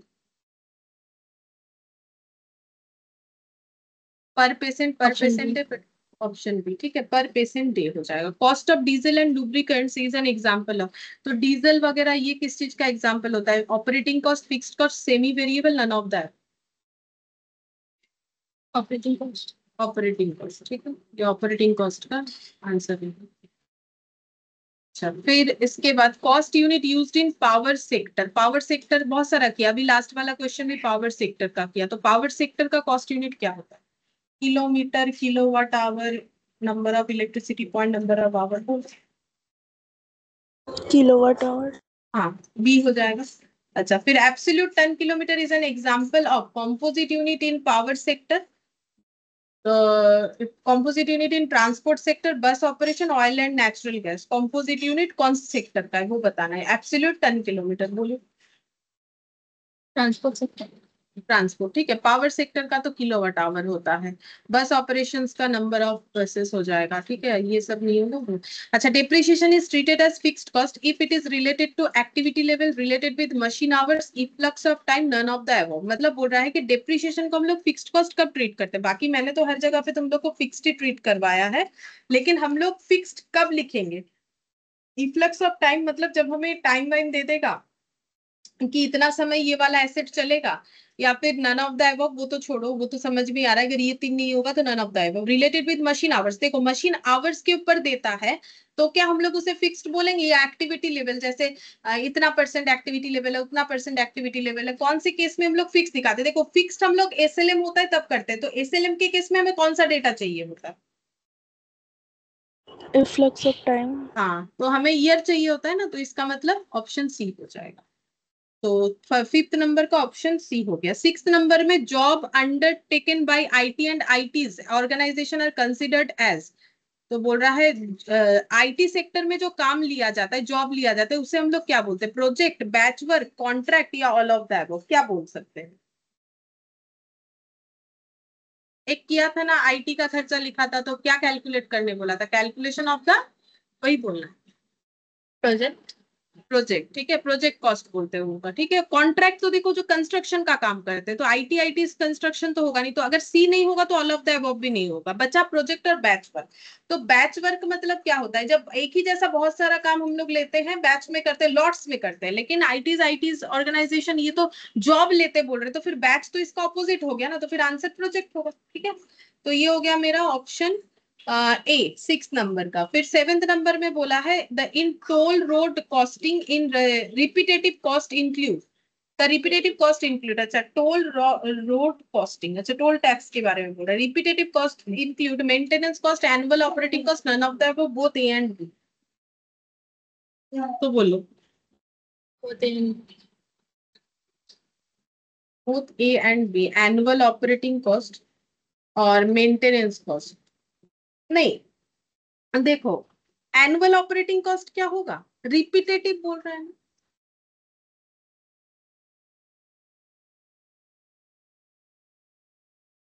रिपीटेटिव कॉस्ट जो रेगुलर वे में लगता है या फिर कुछ इंटरवल में लगेगा, जैसे हर महीना, हर वीकली, इस तरीके से। Maintenance cost. हाँ, मेंटेनेंस कॉस्ट होना चाहिए, ठीक है। मेंटेनेंस कॉस्ट हम लोग का आंसर होना चाहिए। मेंटेनेंस कॉस्ट हम लोग का होता है ना, एक गैप में लगता है कि इतने इतने दिन अंतर हमें मेंटेन करना पड़ेगा। फिर बोल रहा है बीओटी, बिल्ट ऑपरेटर ट्रांसफर, मैंने बताया था। तो इसमें कौन सा, इसका मतलब क्या है, इसमें सही ऑप्शन कौन सा है? तो वो मैंने जो पढ़ा है वही वाला बोलना है। मतलब आज जो क्वेश्चन किया उसमें लिखा हुआ था ना बीओटी का मतलब बिल्ड ऑपरेट एंड ट्रांसफर, कौन सा होगा फिर? इसका फुल चलिए। फॉर्म पूछा है, ऑप्शन है ना। आज जो क्वेश्चन हम लोग ने स्टार्टिंग में किया था ना, जिसमें थोड़ा सा अटक गए थे, बीओटी वो वाला, बिल्ड ऑपरेट ट्रांसफर। अच्छा, pre product development activities in insurance company. Insurance company अपना जब कोई प्रोडक्ट डेवलप करती है, मतलब कोई इंश्योरेंस बना रही है नया कि हम लोग ये इंश्योरेंस लेके आ रहे हैं, ये बेचेंगे, तो प्री प्रोडक्ट डेवलपमेंट में क्या इंक्लूड होता है? Processing of claim, selling of policy, provision of condition, policy application, processing, ठीक है। तो बोल रहा है कि प्री प्रोडक्ट डेवलप मतलब प्रोडक्ट डेवलप होने के पहले एक्टिविटीज में कौन सा एक्टिविटी इंक्लूड होगा? मतलब प्रोडक्ट अभी भी रेडी नहीं हुआ है तो कौन सा इंक्लूड होगा? देखो, सेलिंग तो प्रोडक्ट मतलब पॉलिसी बनेगा उसके बाद ना सेल करेंगे, तो ये तो होगा नहीं। तो इस तरीके से सोचो कौन सा होगा। Option D.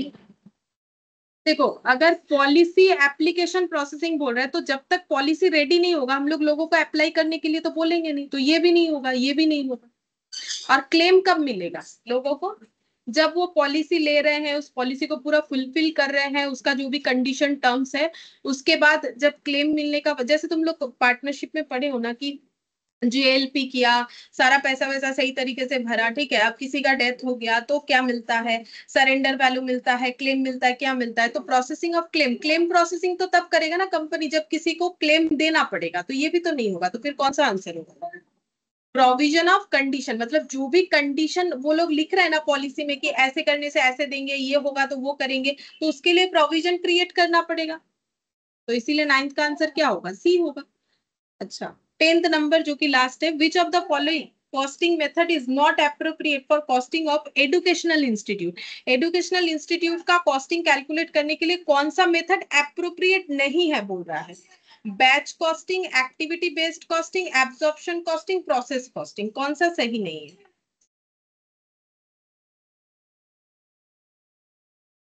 सोच प्रोसेस। के हाँ, प्रोसेस कॉस्टिंग। प्रोसेस कॉस्टिंग तो फूड सेक्टर वगैरह में लगता है, ठीक है। जब हम लोग कुछ प्रोसेस मतलब 2-3 स्टेप्स में काम होता है। तो देखो, absorption costing, activity based costing और जो बैच कॉस्टिंग है, देखो बैच कॉस्टिंग तो आराम से हो सकता है क्योंकि जब हम लोग एजुकेशनल इंस्टीट्यूट का बात कर रहे हैं तो एक एक क्लास का हम लोग कॉस्ट निकाल सकते हैं कि भाई क्लास 11 का, 12 का, तो बैच तो ऑलरेडी उसमें इंक्लूड हो ही जा रहा है कि हम लोग लॉट्स में काम कर रहे हैं, तो बैच कॉस्टिंग तो डेफिनेटली होना चाहिए, हो सकता है अप्रोप्रिएट इस मेथड के लिए। एक्टिविटी बेस्ड कॉस्टिंग का मतलब क्या है? एक्टिविटी वाइज हम लोग कॉस्ट को, तो मतलब ओवरहेड खर्चे को हम लोग एक्टिविटी बेस्ड कॉस्टिंग के मेथड से दिखाना चाहते हैं, दिखा सकते हैं, उसमें क्या इश्यूज है? कोई इशू नहीं है, बिकॉज एक्टिविटी बेस्ड कॉस्टिंग तो कोई भी लगा सकता है ना। अगर कोई अपने खर्चे को एक्टिविटी वाइज डिवाइड करना चाहता है तो वो लगा ही सकता है। और यहाँ पर बोला है एब्जॉर्प्शन, तो एब्जॉर्प्शन कॉस्टिंग तो ट्रेडिशनल मेथड हो गया, मतलब ओवरहेड को एब्जॉर्ब करवाने का। तो गलत तो प्रोसेस कॉस्टिंग दिया हुआ है, क्योंकि प्रोसेस कॉस्टिंग मेथड से कभी भी हम लोग स्टूडेंट लोगों का कॉस्ट थोड़ी ना कैलकुलेट कर सकते, ठीक है। तो 10th का आंसर हम लोग का डी हो जाएगा। तो देखो, हम लोग का सारा चीजें कंप्लीट हो गया है, सिर्फ 2 क्वेश्चन बाकी है, लेकिन जैसे कि इलास्ट्रेशन 11 बाकी है जो कि काफी बड़ा है, ठीक है। और एक केस सिनेरियो वाला बाकी है, वो कितना बड़ा है मुझे कोई आइडिया नहीं है उसका, पता नहीं कितना बड़ा है, देखना पड़ेगा मुझे, ठीक है।